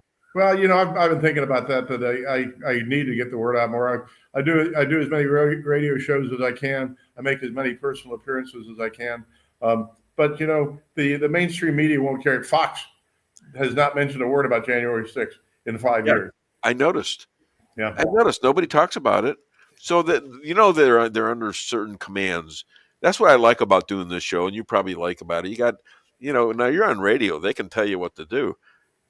What happened last week was they cut off this show after 2 hours on Facebook. Really? But they played the rest. There were other people that put it on X and played the whole show, and I think it was on in other places too. But and I never got a reason on why. Was it my portion that got cut? Pardon? Was it my portion that got cut? What time were you on? If it was after 10 o'clock, yeah. Yeah, I was either 10 or 10:30 last week. I can't remember. I cut off right after Damo. Yeah, no, that was me. Yeah, that was you. I guess I don't know whether they heard enough bad stuff out of Adamo and me, or whether they were anticipating what they were going to hear from you. I don't know. We'll see what happens this week, right? I can be just as obnoxious as I was last The week. numbers look okay and all that stuff, but you never know. Yeah. And I'm not advertising the show with Facebook. What's the point? Yeah. I did it all with X, and we'll see where Elon's going to go with this. Well, there was a very prominent guy from Newsmax whose name will go unmentioned, but I tried to interview him 3 times in my radio program, and for whatever reason, the phone just wouldn't work. And I keep wondering, is the NSA really listening to me that much that they'll block this one guy? Really? Yeah. He was. So wait, who blocked? Did somebody block you? Apparently, because I was never successful in getting this guy on the program, even though we'd get him hooked up. The sound would go bad. The sound would be distorted. The picture would go away. It would freeze. And I mean, I did this for over 2 years. Well, why the hell am I so blessed then? I'm sorry? Why the hell am I so blessed? I don't know. Hell, I even included a tour of your house. Oh, cool. That was fun. Yeah. That was really fun. All right. So, now the Biden administration, DOJ, FBI, and other 3-letter agencies and judges, the biggest example of it being Boasberg, and that came up under Ryan, and now it's all over the place that he's being impeached. Yeah. What are your thoughts? Well, at the governor's ham breakfast this last summer, I was talking to Congressman Bob Onder about that. Yeah. And I was telling him about Boasberg, and he actually pulled out his notebook and was taking notes and said he was going to introduce articles of impeachment. Aha. So I ran into to the congressman again at a Phyllis Schlafly's Eagle Council a week ago last Saturday. Excuse me. And I said, Congressman, last time we spoke, you said you were going to introduce articles of impeachment against Judge Boasberg. And he said, I think somebody's already done that. And I said, well, okay. And he said, but I'll co-sponsor it. So, but until we get 60 senators, it's never going to go anyplace. Because I know that, but it's significant in the fact that somebody is doing that. Yeah. Because it signifies how off base and government controlled this guy is. Mm-hmm. And we can't have that in this country, can we? Well, no, it's supposed to be an unbiased judiciary. The scales of justice are always portrayed by a lady with a a blindfold on. Yeah. But it's now just a billfold instead of a blindfold, I think. Yeah, the Biden administration was apparently doing more than peeking out of that one eye that they pulled down. Yeah. And they were active. They were active. And I can't tell you how many people I've talked to where their evidence, the exculpatory evidence, was withheld. Yeah. Photographs were doctored. Exculpatory evidence was doctored. Witnesses weren't allowed to be called. And the judges would actually say that the Constitution doesn't apply in their courtroom. And you know, as you know from Ryan Zinke, they sold his indictment to the grand jury, saying that he was a ringleader of the insurrection and personally responsible for the death of Officer Brian Sicknick. That came up from the FBI. He's telling me. Yeah, and then first day of trial, right? The government admits that not only did he have nothing to do with organizing anything, he had didn't have anything to do with the death of Officer Sicknick, who of course died of natural causes days later, and that he never even went in the Capitol building. Right. They still put him in prison. Yeah, exactly. Yeah. Exactly. So on the other end of that is Pritzker, Illinois Governor Pritzker. He demands that a judge who is fighting the 650 criminal aliens for their release that the ICE already has in their holds in their jails. Gregory Bavino says they're going to take 1,600 down if they do that. They're going to just keep going and going and going. What are your thoughts on that? Well, you know, I'm a little on the fence on that because I like the concept. I wish the president had done what he claimed he was going to do when he got elected, and that's mass deportation of 10 or 15 million illegal aliens. Then they found out that didn't have a lot of popular support, I guess, and so they've now gone down to just arresting people with criminal records, or people who wanted here. But I tell you what shouldn't happen is that every move that the executive branch makes shouldn't be stymied by some judge out there with a political agenda. Yeah. And it seems like everything, I can't tell you how many injunctions have been entered against the Trump administration in the last 10 and a half months, but it's a staggering number. Every time he tries to do anything for which he was elected, some federal judge someplace blocks him. So how do you stop that? How do you stop that? Do you make it a crime for the judges to do that when they know full well they're out of line? The judges are all lawyers, right? The most effective mechanism, if you had an honest bar association, and don't get me started there because the bar associations are further to the left than the judges. Yeah. But if you had an honest bar association, when a judge breaches his duty, when he shows obvious bias, he ought to be reported to the bar association. They ought to pull his ticket. Can't be a judge without being a lawyer. And if the bar association says you can't suborn perjury or withhold exculpatory evidence or have ex parte meetings with the prosecution and keep your license, then that would solve the problem. Yeah. As far as the federal judiciary goes, you need to have enough Republican presidents in a row that people will retire, people will get old, and you can replace them all. But you can't even, they go up in front of the Senate for approval, and they just lie, right? And so the Senate approves them, and then they go out there and they exercise their discretion, meaning their personal bias. But I'll tell you my story. I call it federal judge-itis, right? When a state court judge gets elevated to the federal bench. Many years ago, there was a judge in Illinois, state court judge, who gets appointed federal judge on Monday. On Friday of that week, he enters an order in a case that I had on his docket, which you did not have the power to do under federal law, but did under state law. So I called him up and I talked to the clerk and I said, tell Judge so-and-so that this is Mark McCloskey. I've got a case that is supposed to go to trial in front of him on Monday, and he just dismissed it without notice and hearing. And I know he's only been a federal judge for a week, and he may be used to doing this in Madison County, but you can't do it in federal court. Phone goes dead for about a minute and a half. Clerk comes back on, and he says, Judge so-and-so says if he said it, it's the law, and if you don't like it, appeal it. 1 week to get federal judge-itis. Wow. Wow. Oh, so did you appeal it? Yes. And did it work? It got resolved. Yeah, got resolved. But he's still there, ain't he?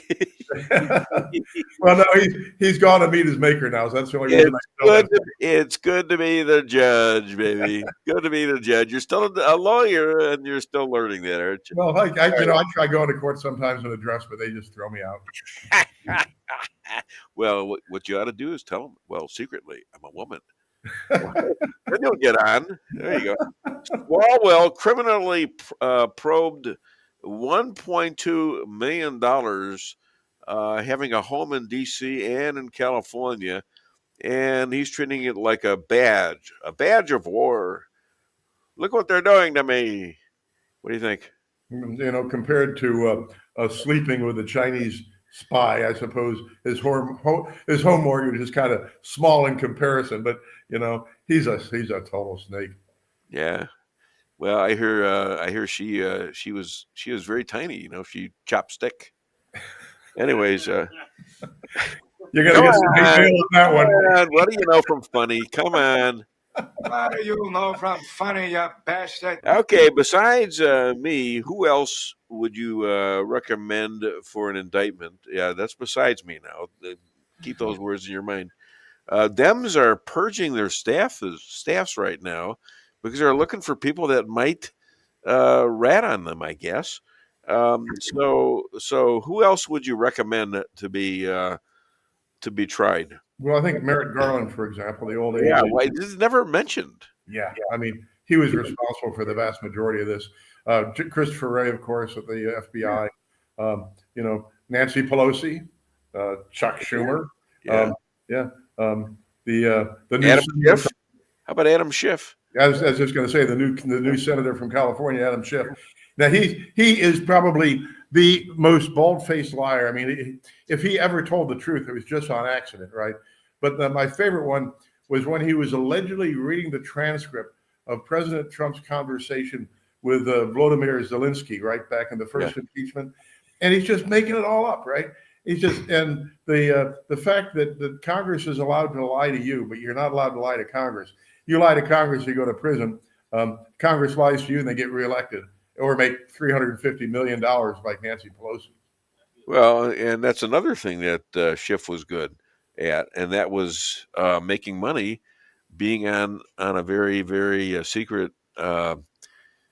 committee, and he was the guy that he'd go out for an hour and have his guy buy stock that he knew was going to skyrocket. I think Senator Kennedy from Louisiana nailed him on this real bad, and that could serve as a really tough indictment because a lot of this stuff was under secrecy, and if you knew or gave this out to somebody, people could get killed. Yeah, well, here's the thing, right? A congressman makes $174,000 a year. Yeah. They're only allowed to make $30,000 through other enterprises while they're in Congress, with the exception of royalties from book sales, right? That's why Fox is Fox and Noble. That's why everybody's out there publishing a book, right? Yeah. But if the reason why that law exists is to keep congressmen from being bribed and keep congressmen from getting side income that would influence them. But they're making tens of millions of dollars by insider trading, and somehow that's okay. Yeah, it's not working. It's not working. It's I mean, even guys I like. Making money is easy if you have the ink and paper, and basically that's what they've got. They're making their own money off of decisions that are very, very secret. Yeah, well, think about this. Market fluctuates every day now, more so than when we were kids. But the market's up 3 points one day, down 2 points the next day, up 3 points the next day. If you know 8 hours in advance which direction that's going, oh, it's big. You could make a ton of money in a big hurry. Yeah, it's huge. I know that. I can't do that. I'm not smart enough to. I got some stocks that go way the hell up, and the next day you can almost count it. They're going to go way the hell down. Yeah.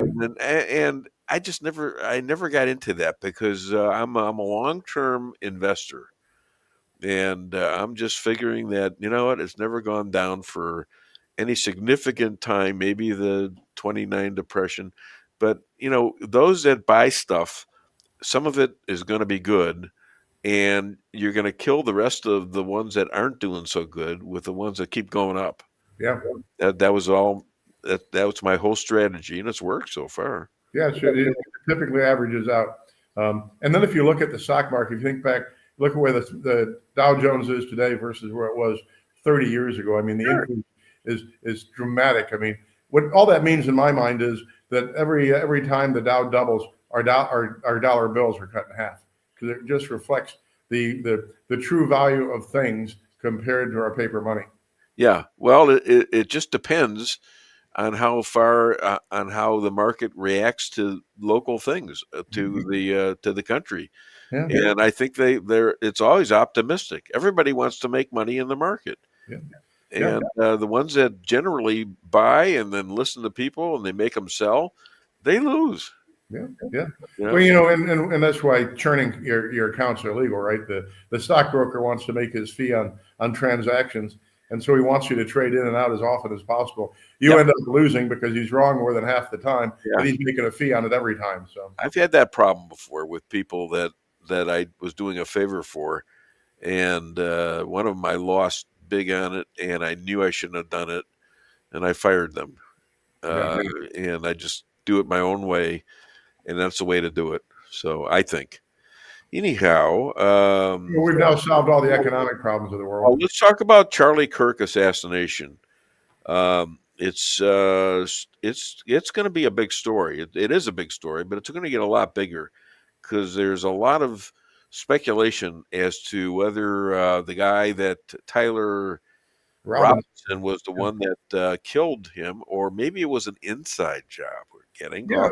And maybe this Tyler guy is just a patsy. Well, I talk about this every day. I know.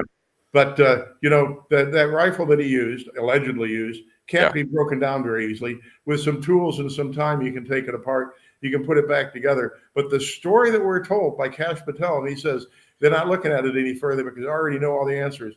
The official story is that this Robinson guy took the gun apart, put it in his backpack, assembled it on the roof, put the scope on. Of course, you can't zero the scope because you can't do any test firing, right? And then shot Charlie Kirk, took his rifle apart, put it in his backpack, jumped off the roof, put the gun back together, and then left it in the woods, right? Nobody believes that story. I mean, and how do they have pictures of all this? They have pictures of that. Well, they have a picture of him walking up the stairs, right? First, we're told, think of it this way. The first video we had was somebody's Ring camera where there's a guy walking down the street stiff-legged, like he's got the rifle in his pant leg. Then the next video they show us is him walking up the stairs. Well, he's bending his knees. If he's got a rifle going from under his armpit down to his ankle, he's not going to be bending his knees, crawling up the stairs. So then they had to come out with a story that he disassembled the rifle sometime between walking stiff-legged down the road and climbing up the stairs. Uphill, by the way. He was going uphill. So he's got to walk up the hill that fast with nothing on. Yeah. So, so sometime after he's caught in that Ring camera, he then takes the gun apart, puts it in his backpack, climbs up the stairs. By the way, why did he have to jump off the roof if there were stairs there that he climbed up the first time? But then he was in a hurry. Miraculous shot from a great distance for a guy that doesn't have a lot of firearms training. Well, apparently, takes his rifle apart, sticks it in his backpack, jumps off the roof, runs across a busy road, and then puts his gun back together and leaves it in the woods. I mean, no one can believe that story. And then think about this: 30-06, great big bullet, right? Yeah. A great big shell, great big bullet, heavy round going at a high velocity. That bullet's someplace. It did not disintegrate. We haven't seen a bullet. We haven't seen a ballistics report. That's what I have a good friend. His name is Willis, and he's my golf coach. Every Wednesday we go out and play golf. And by the way, I shot my age. Really? Wednesday, 77. How's that? I was going to say 29. Yeah. Well, you're such a nice guy. Oh, you hide it well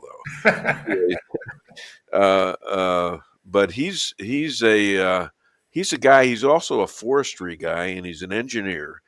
And he's saying that that the bullet probably got annihilated itself, and it probably exploded itself. Now, I don't know if that's what he's saying as an engineer. He's also telling me about the 9/11 incident. When that building dropped, it was from the heat caving it in from the other buildings. Of course, there's never been a steel frame building that collapsed due to fire ever in the history of the world before that. Well, he's supposedly an expert in this stuff. I don't know. Yeah. Well, Sure. a lot of experts. The 9/11 committee published a multi-100-page report on the 9/11 incident. And, Tucker put out a 4-part series on it, which merits watching, particularly on World Trade Center number 7, which seemed to come down just like a controlled implosion. I've seen that. Yeah. How do you think? What do you think of Candace Owen and Tucker and Kash Patel with this? Not so much Kash, but maybe so. This anti-Semitism. And once again, I'll challenge the anti-Semitism, and all these folks always say they've got nothing against the Jews as a people or a race or a religion, but they have a great deal to do against Benjamin Netanyahu. Yeah, and so those things are separate in my mind. You don't have to. Yeah, I know. But he's been around. He's had 17 years of being the head of Israel, and the guy, if anything, he wasn't strong enough. Yeah, he had these damn ceasefires every other year, or close to every year from 2005 on, because he didn't want to go to war with these people. And they kept raising the price, raising the hostage deal and all that. And eventually got nailed. And he had to do what he had to do. And he still got to do it. But they're blaming him all over the world for this. And I don't think he's a good scapegoat. Well, think about this. Of course, they kept building more and more settlements in the West Bank, and of course, Gaza was their prison. What is the West Bank? What is its real name? Well, I know there's a real name that the Israelis used for it. Samaria, yeah, and Judah, Judea. Where do you think that's from? Well, from time immemorial, except for the times when Rome enslaved Israel, and the Babylonians enslaved Israel and moved them all out of Palestine, and the Egyptians did the same thing, and so I mean this is. Thank God the Irishmen didn't do it. Well, no, but the Irish were Greek, right? The Irish came from Greece originally, and the Greeks dominated that part of the world too, and the Persians did for a while. And then the Mohammedans, and then the Christians took over at the turn of the first millennium, and then goes back to Arab domination, and so everybody has fought over that little sliver of land for time immemorial. Guess what? I got a big surprise. Oh yeah. I got. Were you supposed to be here today? Yeah, he was. Bill Hardwick just walked in. I got 2 lawyers in here, 3 if you count your wife. Hi, Penny. Say hi. Good morning, Ron. I'm talking to 3 lawyers. Push the button. I can't believe I can't afford all these charges. You know that. All right. So you do your own. You do your own stuff. You do your own billings and stuff like that. So, okay. So what else? What else should we settle here before I talk to this man who's running for office? By the way, he's running for Senate here in Missouri, and I think he's got a good shot at it. Yeah, well, that's great. And Bill, of course, is a history fanatic, and so he'll be able to fill you in on the history of what is the Palestine, the West Bank, and the Middle East, going back to the time of of ancient Greece. And but here's one thing I'll say before I go. Yeah, they introduced legislation 2 days ago to pay the senators that got wiretapped $500,000 per incident. Right. Well, all of us get wiretapped after the Patriot Act. The NSA and naval intelligence and everybody else is listening to every word all of us said. Give me $500,000 for every time they tap my phone, and I'll be pretty happy. But with that, pay the J6 political prisoners for being incarcerated in federal prison on misdemeanors before you pay senators for being subjected to the kind of surveillance we all live under every day. That is a great political speech, and I will vote for you for anything just about. Well, good. Well, no, use your dog vote. catcher is out there in St. Louis, and they need one. He quit. So, no, that's a good idea. Yeah. So other than Dave Weinbaum Show, where can people find you and hire you and Patty? Mark, it's McCloskeylaw.com, McCloskeylaw.com. That's my website. It's MTM, Mary Tom Mary, PNM, Paul Nancy Mary, at Gmail. That's my personal email account. My cell phone is 314-580-3185. It's always on me. I like to talk to my clients. If you have any questions, you want any advice, questions I can answer, advice you take at your own risk. He's a good lawyer. This gentleman's a good lawyer too, but he's a lawyer for the 1-6ers. Remember that. That's a big deal. And doing that is hard, and we got to get this government on it. So, I have one thing left for you. You don't have to be a shark to make a wave. Ladies and gentlemen, my friend, Mark McCloskey and Patty. Yay! Okay. All right. Take care, guys. I'll talk to you another time. See you, Mark. Take care, Bill. Bye-bye. Okay, now we're in our last segment here. I think it's been a really good show. What do you think? Yeah. The final half hour. Final half hour. Give him applause just for that. Man. No, I don't know. No, if you don't mean it, don't do the applause. I meant it. I mean, I'm talking about the people in the audience. Those people. Yeah. I pay them anyways. What the hell? I guess that's right. I guess they mean I it's a have job. at least seven spots that I have to pay them. Okay. When it gets over 7, then I'll stop it. Okay, that's fair. That's fair. All right. So this is a dedicated American soldier. Since he was 17, became a platoon leader in Iraq. Now a lawyer, professor, philosopher, representative, now running for House Senate. Please welcome all the way from Waynesville, Bill Hardwick. Whoa! That seemed sincere. That was sincere. Okay. I felt that. I felt the energy on that one. You feel the energy? Yeah. Well, I thought it was the introduction that really should get the applause. It really kind of ginned people up. It did. It did. It did. I've done that before for you. You're a great hype man. Thank you. Okay, so how did Missouri cope with the shutdown?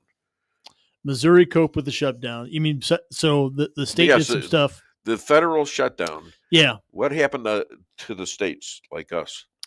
There's some negative effects to the state. First of all, National Guard folks not getting paid. Some got paid partially. Yeah. There's some partial payments, but a lot of people. You're in the National Guard too. Right. We didn't get drill pay. And a lot of our soldiers didn't get pay for 2 months. Benefits didn't come for 2 months. So everybody who worked at Fort Leonard Wood, all the federal civilians, no pay for those pay periods. Is that money coming? I think it's going to come. They're going to back pay them is usually what happens. Yeah. Okay. But when there's no appropriation, it's not guaranteed because the next continuing resolution is his own bill. So they put in there, we're going to back pay them for the money they didn't have, but they don't have to. It's a political question. So it could take even further for a while. It could take, it'll probably take for a lot of us, like the Guardsmen, it'll probably take another couple of weeks so we get a paycheck. Yeah. You already hit. Do you have an LES? Or is it your pay stub come in? But just regular pay stub. So. Yeah, I feel like for me, it'll be like they'll input it and then they'll program it and then probably about maybe a couple of weeks from now is when I'll see a paycheck. So a lot of people probably are struggling, but I mean, are the businesses that you owe money to, are they kind of bending a little bit under this? I mean, they had interest-free loans for service members. They had some, but it's still people are hurting, right? I mean, and I behind in their mortgages, I literally probably got phone calls, maybe not every day, but often. Somebody was like, "Hey, we're having trouble," and I was like, "Okay, let me try to put you in touch with this resource. Here's something that USA is doing. Here's something that there's this program over here. Whatever. There's a food bank that was standing up over there, right? So just try to put people in touch with it. But a lot of people were just calling and they were hurting, so I just try to help as many people as I could. And so I'm a big filibuster guy. Like in the Missouri Senate, if there's some bad stuff, I would plan to filibuster it. Yeah. But my position was because people are like, "Hey, it's the Republicans' fault," and I go, we think they should change the rules and and they can't filibuster over this, Yeah. then that's what they could do. And I think over something like military pay, using the military as leverage, then I think you should say, I think they should have just overrode them, and just passed which they eventually did, basically de facto, and just passed an appropriation that'll fund the military. But I'm a big like I said, I'm a big filibuster guy. I'm a big hey, Jimmy Stewart standing his ground, saying this isn't right. But when it comes to something like this, it was they were holding the military hostage. They were holding the needy families hostage. They're holding the people who get SNAP benefits hostage, people who get veterans benefits. They're all being held hostage because the Democrats wanted something different than even what they had during the Biden presidency. Sure. And everybody was like, well, the Republicans control the White House. They control Congress. They control the Senate. And they're supposed to cave, right? Yeah. And this time the Republicans did not cave. Thank God. No, really, for real. This time the Republicans did not cave, but it was the Democrats that were holding it hostage, that were filibustering it. And I think they're going to get blamed big time. So anyways, I have a tip for you on filibustering. Okay. All right. And not that I'm a filibusterer. I mean, I probably do that on the show sometimes, but slow down. Oh, I talk too fast. You talk too fast, you can get so much more done. And you know what? Eventually, you have to slow down in order to stay up there. Yeah, that's good. I was actually just listening to on the way over here, down here, a YouTube video on how to sound more classically masculine, and that's what it said: is you should slow down, and people pay more attention to No, what you I'm say. not accusing you of being a wimp. No, I'm just saying you'll get more breaths out. You'll be able to be, it's like running a marathon. You don't sprint a marathon, do you? That's good advice. I feel like I have just so much to say and so little time. But I'd really listen. It's actually funny. I literally did listen to this thing that was like Cary Grant and Sean Connery. Yeah. They talked slow and people paid attention. So I'm going to heed your advice starting right now. You know what my real name is? No. Weinbaum. What's that? I'll bring it right there. And I was timely with it. All right. And I'm the worst on your show about it. What's that? I'm the worst on your show at talking fast. Because I'm like, no, I have see an hour. I see you in speeches too. You actually speak very quickly. Yeah. And sometimes I'm an old guy. I can't keep up. No, you're right. That's good advice. Yeah. When somebody gives you constructive criticism, you should take it. Make it better. So I'll try to slow down better. Yeah. And I got this guy who's my golf coach. On Wednesdays we play golf. His name is Willis. I think you know the guy, Bob Willis. He's been on the show a couple times. He's a writer and ex-federal worker. Was a forestry guy and all that stuff. I shot my age on Wednesday, 77. I consider that quite an accomplishment because I'm not that good. So, anyways, all right.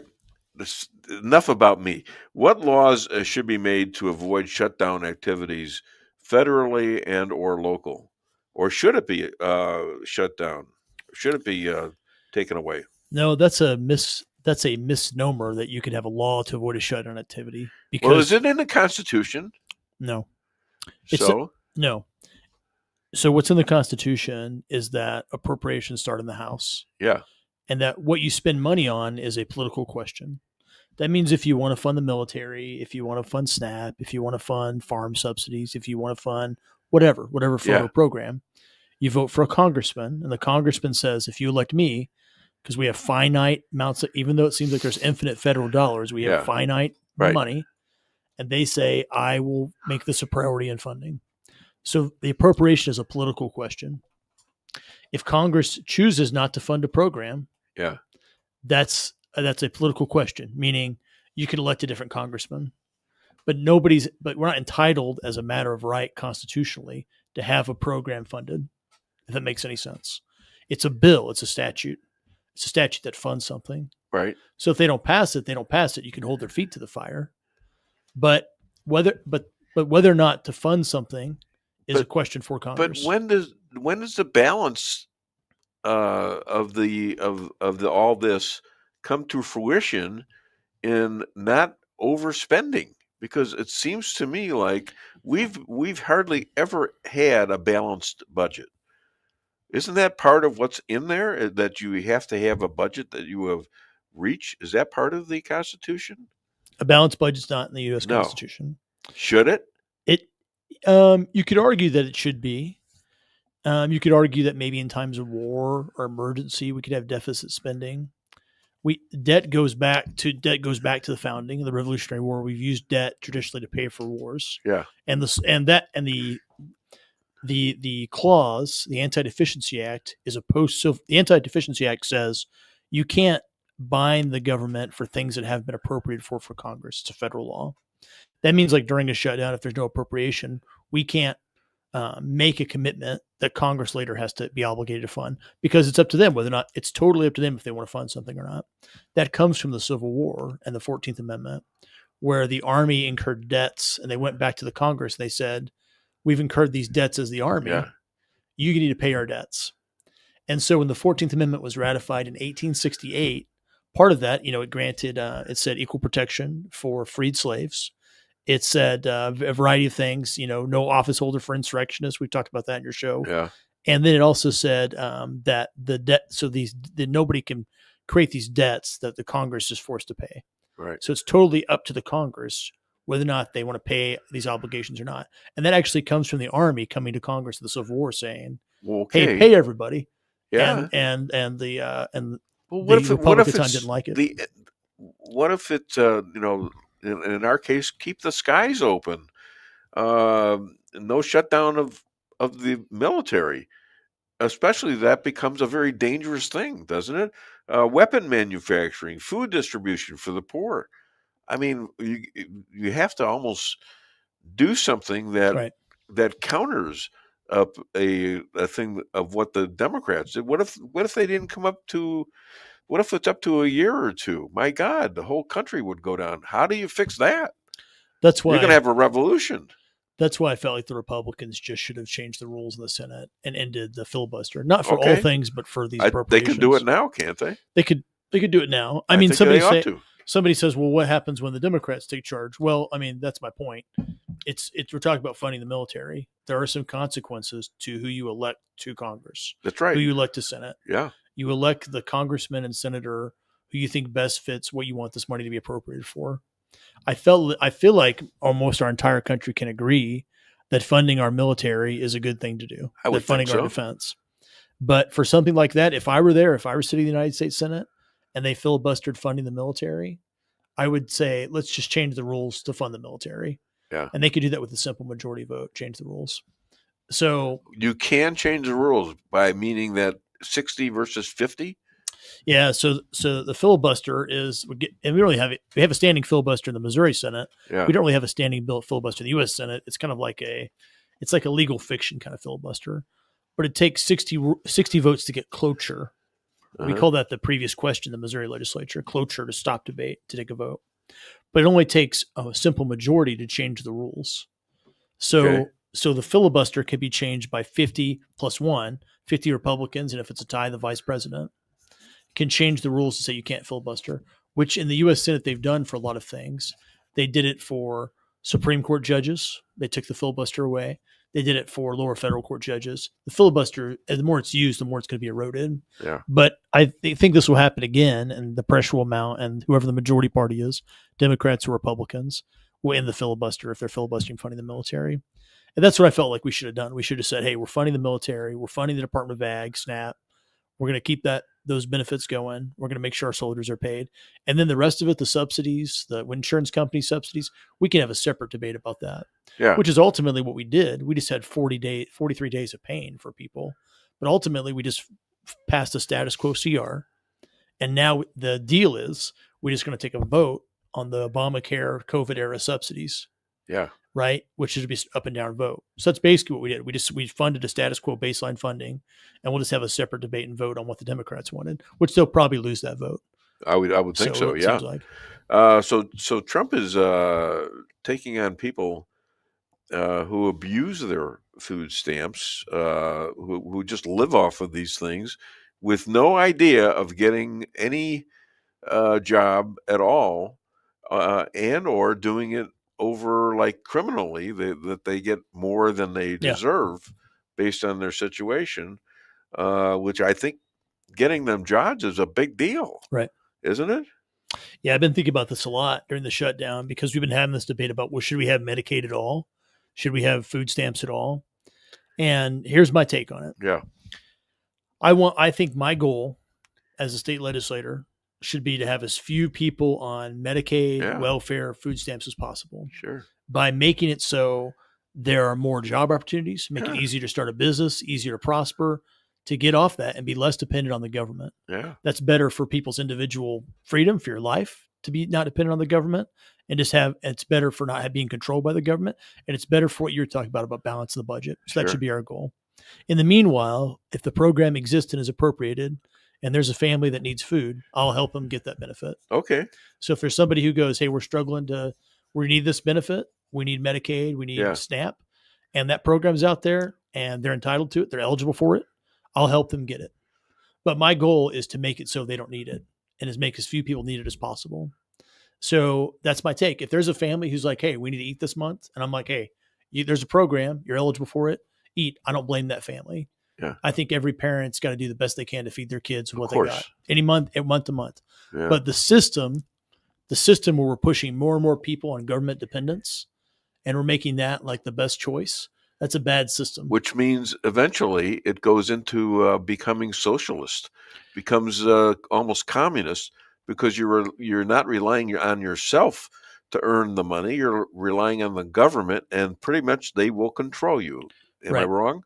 Yeah, whatever you depend on controls you. Right. So if you got to go every month and sign up and say, I need this money, one day they're going to say, just like we talked about during the COVID era, one day they'll say, you can have it if you do X. Exactly. One day the COVID vaccine is a great example. You can have this benefit this month if you take the COVID vaccine. Or what else? What else you want to add on to it? There you go. All the things we can't even think of that the government. Well, let's talk about what happened yesterday with Melania and Trump getting a program for a presidential appointed program for foster kids. Now, I think there's a specific reason they did that. And one of those is all the trafficking of little children over the years. They have absolutely failed these kids in terms of them being out there and them not doing anything about the fact that these kids are often lost. Yeah. Thousands of them.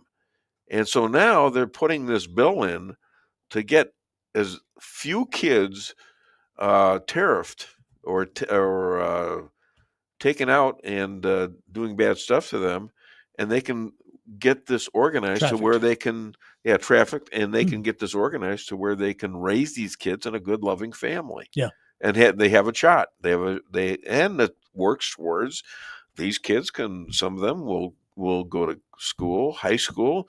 They'll go to college. Sometimes they'll get jobs. And that's the American way to do things, isn't it? Yeah, to have a dream and give them the best chance of following their dream. In Missouri, there are about 1,000 children in foster care who went missing. Just nobody knows who they are. 1,000? Yeah. Just in Missouri? So it's probably a lot more. The number than might that. be a little higher, a little lower now. It might have been 900 something last time I saw. Wow. It might be over there, but so you say roughly 1,000. So children you in can foster care. probably guess it's about 50,000 for the whole country. Yeah, it could be right. I mean, Missouri is an average population state. And where are those kids? A lot of them have probably been human trafficked. Yes. Who knows where a lot of them are? And that's a pretty scary statistic. So if they're in foster care, that means that they're in the custody of the state of Missouri. That the state of Missouri said your parents are unwilling, unfit, or unable to be your parent. And that's a big thing. That's not a small thing. Sure. And generally, I don't think the state should do that. But there's sometimes the state finds it necessary to do that. But a lot of times I think the state shouldn't be doing that. The parent should keep custody. Sure. The state should give them resources. Maybe that's Medicaid. Maybe that's whatever service is right. But there are kids taken away from their parents. And sometimes kids are in bad situations. They're being sexually abused by their biological parents. They're living in a place where methamphetamine is being produced or there's fentanyl, and they've got to get the kids out of there. And I understand that. Well, now it's going sexual. There's a state, I believe it's Maine. Yeah. No, it's Massachusetts, where they are preventing they're taking away the custody of the parents because they wouldn't agree to their child being a transgender. Yeah, that's a horrible situation too. So Yeah. I think it should be really hard to take the kids away from their parents. I think usually, and I say usually, And there was nothing wrong with them proven it at that time. And usually the parents are the ones who are the loving and caring and care Yeah. the most. There are loving foster parents that's the best chance for that kid to be safe. They too. want you to write it off. They want you to sign it before they even meet with you. And if you don't sign it, you don't get the kid. No, it should be very hard for the government to take the kids away from their parents. I would agree. But there are circumstances, like if the children are being sexually abused by their biological parents, for example. That's an example when the state needs to intervene, I think. Yeah, let's see. Probably have a few. Shannon Reed, take a look at CASA of South Central Missouri. Yes. You know about that, right? No, CASA is a good program. Yeah. Their CASA is court-appointed special advocates. And those are people who there's children in maybe the juvenile system, the foster care system. And their job is to basically, and they might have a different description than I would, but their job is to go and get involved and talk to the child, talk to the family, talk to the social workers, talk to the lawyers, and then go back to the judge and say, here's what's kind of really going on.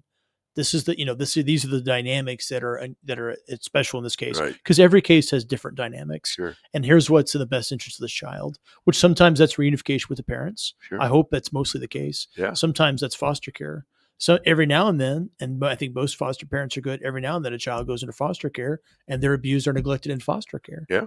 And that's not good either. So Well, it's gotta be policed. People who care about children and make sure that they're going to be safe and who are going to stand up for kids in that process, I think more sets of eyes is usually a good thing. Let me get some of these suggestions in. I tell people to comment, and I don't take the comments. Your comments and insights are always interesting, Mark. That was from the last guy, John Jeffrey Bradshaw. Yeah. JJ is watching. Go, Mark. Well, I guess they haven't had time to comment on you. My name's Bill, for the record. Is that it? It's Bill. Billo. Okay. All right. So, anyways, well, that was quick. I saw all these things up there, and I'm wondering what the hell's going on. Some of that is stuff I share, like Bill's website and all that. Okay. All right. Well, that's good. That's good. We're being very productive for you while you're here, you see. So what's the necessities needed in drilling for oil and rare earth? Because it's seemingly we're having a little fight with China about that, and with Ukraine. Yeah. And we're trying to manage that. Yeah. China's been a little better to us than getting treaties with some of the developing countries by saying we'll come in for free and we'll give you all this stuff, give us the rights. So it's a space to compete with China and Africa for the rare earth minerals, and Central America, and then even like the Arctic nations for oil rights and transportation rights, stuff like that. I think that in America, we want to make the permit process so it's doable, like to build refineries, stuff like that. We haven't done those things because there's so many choke points in energy production. So loosening up those choke points, energy production is good in America. More permits, better process to develop a refinery, make it more cost effective for refineries to be developed. So you can take the crude oil that are extracted from the ground, make that become the fuel you put in your car. Sure. A more easy process. That seems like it would really help energy prices. And then just to be more competitive, we're in West Africa, we're in Central America, in the Silk Road and what we're doing in the Middle East to make sure that China is just not taking everything over, these mineral rights, and getting these contracts and treaties with these countries that boxes the United States out. Because ultimately, I think that their angle over the next few decades is that they have an edge in access to tapping energy sources, tapping oil out of the earth, tapping these rare minerals, which become more and more. These rare minerals become more and more necessary as we're developing data centers and AI power, and we have like this technological informational society. There are these finite components in these electronic things that only exist. There's only so, like in this motherboard here and that laptop there and your smartphone. There are these finite components, right? There's only so many of them. Sure. So accessing those things for industrial manufacturing is important too. But I feel like our Commerce Secretary is doing that. I had the pleasure of meeting him over the summer in DC and hearing him talk about it. And I feel like he really has an angle. Is he the guy with the glasses, or no? It's Howard Ludnick, I think. Ludnick. Yeah. Okay. He has an amazing story. He had this company, and the World Trade Center, and it's family and friends, and it was a very successful company. And he, as the story goes, his cohorts were encouraging him to drop his child off the first day of school. Yeah. So he went and did that instead of went to the office. And that day he dropped his child off. The World Trade Center was destroyed. It was 9/11. And it was a company where he had like friends, and of course you you hire your nephew, your cousin, or whatever. It was those people. It was very family, close knit firm, and they were killed at 9/11. And he's close with the president. Yeah. And the president tapped him to be the Commerce Secretary, and he has a very pro-America attitude. And he's working on deals with countries, tariffs and stuff like that. It was great to hear him talk about how he's dealing with Xi Jinping in China, about how there are certain things that they only make in China that we need, but there are certain things in the United States that we only make here that China needs. Yeah, like aircraft parts. Exactly. And so they want to squeeze us. That's the control in this situation, right? They want to squeeze us here, we'll squeeze them there. Or they want to let up, we'll let up. Yeah. And that seems like a better way to play it than trusting something like the World Trade Organization. Big war going on fentanyl. That Cash announced just recently. I've got clips on it, but we don't have enough time to play those clips. But I wanted to ask you about the Christians who are being exterminated in Africa, Sudan, and Nigeria. Trump wants to do something about this. Do you think he should? Yeah, I think he should. But I think we should be. So we have an America First policy. Yeah, our American interests. I'll try to give enough context for it. I'll try to say it at a relatively digestible pace instead of fast, because I have a bunch of thoughts. I don't know the questions you're going to ask when I come on here, but you say something. I don't know. What you mean you don't get those? I don't. You just send me questions? Yeah, I always do. What the? No, I don't. No, I just show up here. Like my life is like a pinball machine, and I stumble in, and then you're like, what about the Christians in Africa? I'm like, okay. So we just talk. Okay. I mean, it's, no, I do a lot. Look, I do a lot of work on this. I love it, but you're getting my raw, unfiltered thoughts. And that's sometimes why I talk fast. That's good. You're getting like Bill Unplugged. Bill Unplugged. We need that as a Bill Unplugged. Let me put this down. And before I answer the question, I want to correct myself, because a couple of weeks ago you randomly asked me about, the Reformation. And I said that Edward started the Church of England, and one of the Rolla residents, a brilliant constituent who knew history, and I knew this, it was just like a verbal typo, said, no, that was Henry. And so I want to do a correction. That was Henry that started the Church of England to get a divorce, not Edward. Okay. Does anybody care about that? Does anyone actually remember that? If that listener's listening, I want to tell him that that you were right, and that I misspoke. All right. That's all your other mistakes, we don't have time for them. And we don't have time for mine either. We don't have time for my mistakes. So it happens. I don't have human time for my beings, mistakes. for God's sake. Thank you. It's nice to give ourselves humans. Give ourselves some grace. Here. Now let me see what I can confuse you with next. No, I can talk about the Christians in Africa. Facebook cut this show in half, or not in half. It was a third of it was taken away. 1 full hour was taken away last week. Where can I get a lawyer? Because they never contacted me. What are you going to assume? Not once. What are you going to assume? I don't know. Couple million. You know what it is?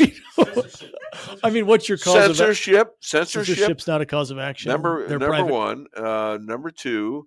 I've got another person that has said that I used a song wrong. There's no such thing. as a copyright song. Infringement. Yeah. Guess what? I haven't used it, and they're threatening me. And I feel like saying to them, I says, "Yeah, let's do this. You know what? I'm going to call all the people that you've sent this stuff to, and we're going to sue you back for class action lying to us." And I'm not going to do that again. I actually settled with one group that did that. Yeah. No more of that crap, especially when they couldn't specify what the hell we were doing. If you're playing a clip of somebody's song, it could be fair use. It could be copyright infringement. Who knows? Sometimes they don't give you any warning of it. And it may look like it's free. If you're on the internet and you're getting stuff off of it, that's what happens. Yeah. No. It depends on how you use it. It depends on what the rights are. Facebook has rights to some songs for clips of it. Yeah. Yeah. Well, if you're playing a clip of them on the news, you ought to be able to use it if they're putting it on their site. Yeah. See? You know, Sean Hannity had the same deal Yeah. with his intro song. That's just the way it is. Yeah. And even Bruce Springsteen had the same deal with Born in the USA with Reagan. That both those instances where the songmaker disagreed with the person politically, and they said don't use it.